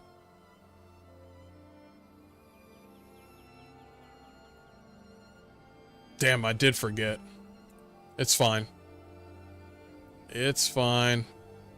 I can fix this! I can fix this! Is there a better version of this picture? I can put the picture right here. No. It says that. Does it all of them say it? No. We got something. I forgot to set this up for you guys because we're about to play a video game now. I appreciate you guys coming over here for the Hard Rant stream. We're about to play some Stellar Blade. If you want to see some ooty booty patooties, then come on by. If you don't, I will see you guys later. But hold on one second. I forgot to. I'm gonna change this up. Is that better? I think that's better. I think that's better. Let me first... No, I have not set up any mods on this game. Wait, is the game even ready? I think it is. Let me go ahead and get out of the game. I don't think it's ready. I need to restart my my Steam to see if it is ready. Oh man, my voice hurts. No more talking for me. No more talking for me. I'm done. Now it's time for booty combos. Everybody knows about booty combos. I sure do. I remember my first booty combo.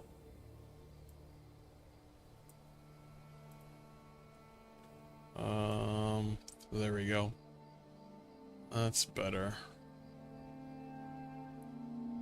By the way, I re-downloaded Dragon Age Origins. I think we should play that game all over again. What do you say? I think we should play from the very beginning. But we'll do that later. I know I played Dragon Age with you guys before, but I forgot where we left off. Next time that we play Dragon Age Origins, we're playing it the right way. And that is not romancing Liliana. And that is not romance. And then we'll have to play Dragon Age 2 and then Dragon Age 3 and then we stop. Right there. We stop right there. We say, we don't know any other Dragon Ages. I guess that's it. No other Dragon Age game that I know of. That's all we have.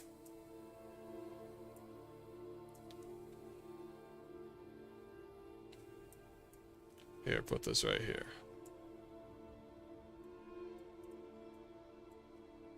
Ooh, easy, easy, easy. Just hide the old man's face. We don't really care about the old man. All we cared about is the hot woman. Whammons. There we go. That's all we care about. Boom. Got it. Done.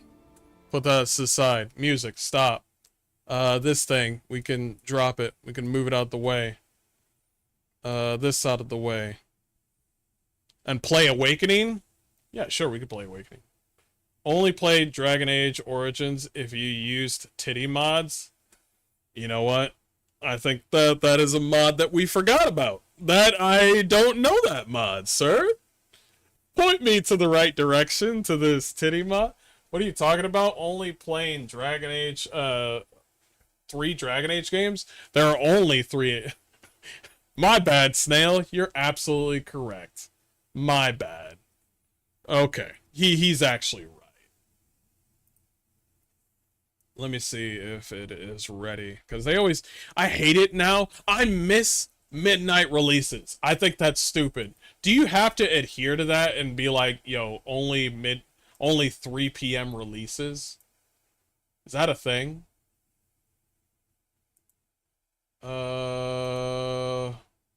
What day is it today? It's literally today. Where is it? Excuse me, sir. Sir. It's not available yet. Alright. Well, it's not available yet. We gotta wait on that shit. Nice going, chat. Nice going. It's your fault. It's your fucking fault. When does this game come out? 4 p.m.? It's 4 p.m. right now! What the fuck? What the fuck?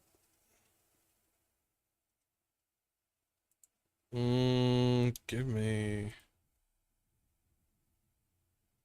There we go.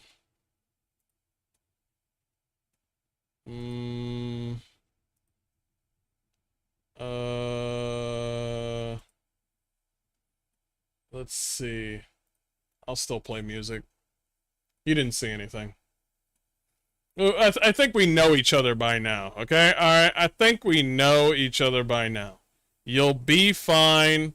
I have not been looking at fucking guns, wizards, and bitches, okay? And Asmongold videos, alright? I have not been doing that. I have never before have I seen any one of those things. Do we got any? Yeah, we got this.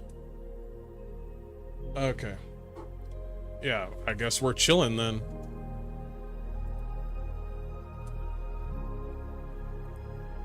Thought the game would be out by now.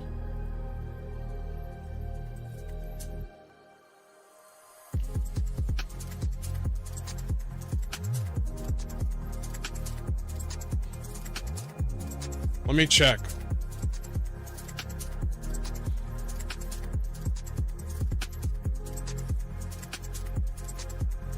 Uh...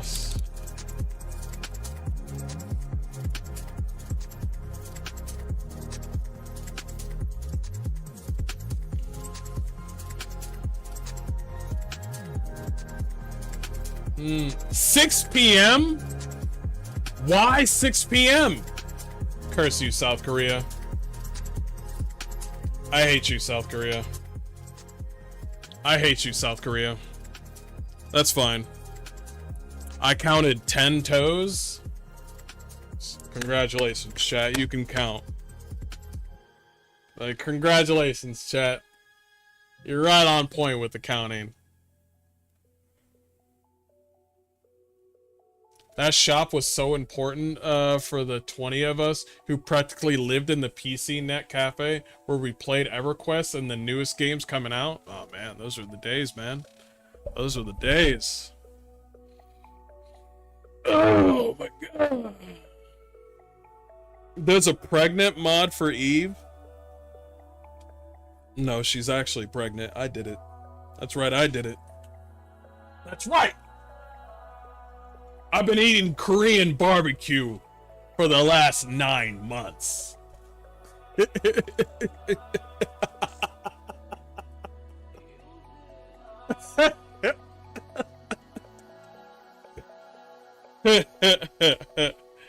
was actually pretty funny. it was stupid, but it was funny. Damn. So how much time do we got left? So we got like an hour and a half. Okay. All right. So this is what we're gonna do. We're gonna end it here. I'll post up a couple of those videos that we just did, and then we'll come back in an hour and a half. I'll get some food in me, and we'll come black. We'll come black. What?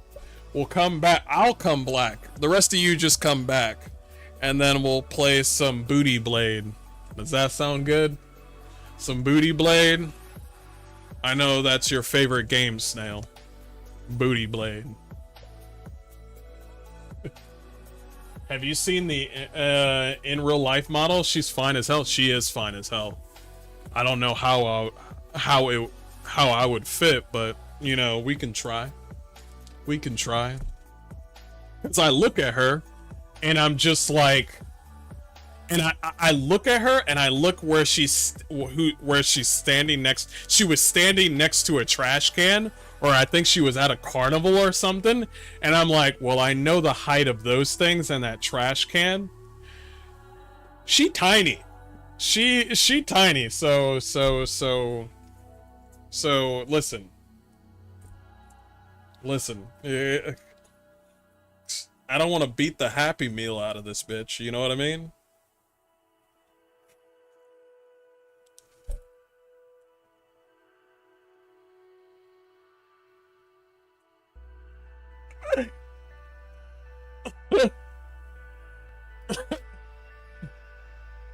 I do like small butts. I like bubble butts, like perky, whatever size, as long as it's bubbly. It's perfect for me. But very large titties, yeah. As long as she's not flat, I'm okay. Bonus points for extra areola. Bonus points. I showed you the screenshot from Conan Exiles on your Discord. Oh yeah, I saw that. The Conan Exiles. I was thinking to myself, maybe I should buy this game. Maybe I should get it. It kind of reminds me of Soul Mask.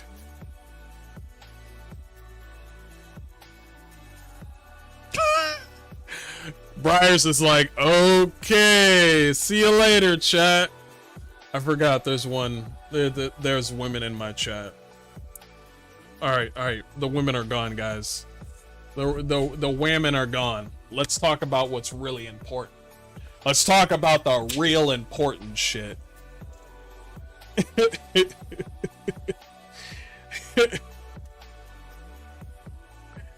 We should start talking about cats and hugs and food. And then as soon as the ladies leave, we can be like, all right, enough of that shit. Let's talk about the real. Let's talk about why we're really here. How about quality of life mods for Stellar Blade? I could use at least one. There's one, when I was playing the demo, there's one mod that I could use, and it was pertaining to the FOV slider. Like to see how far you can, you know.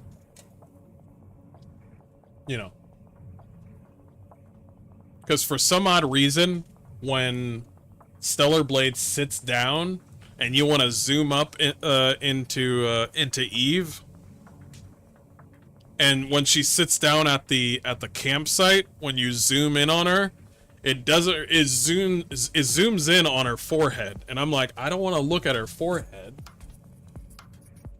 I want to zoom down.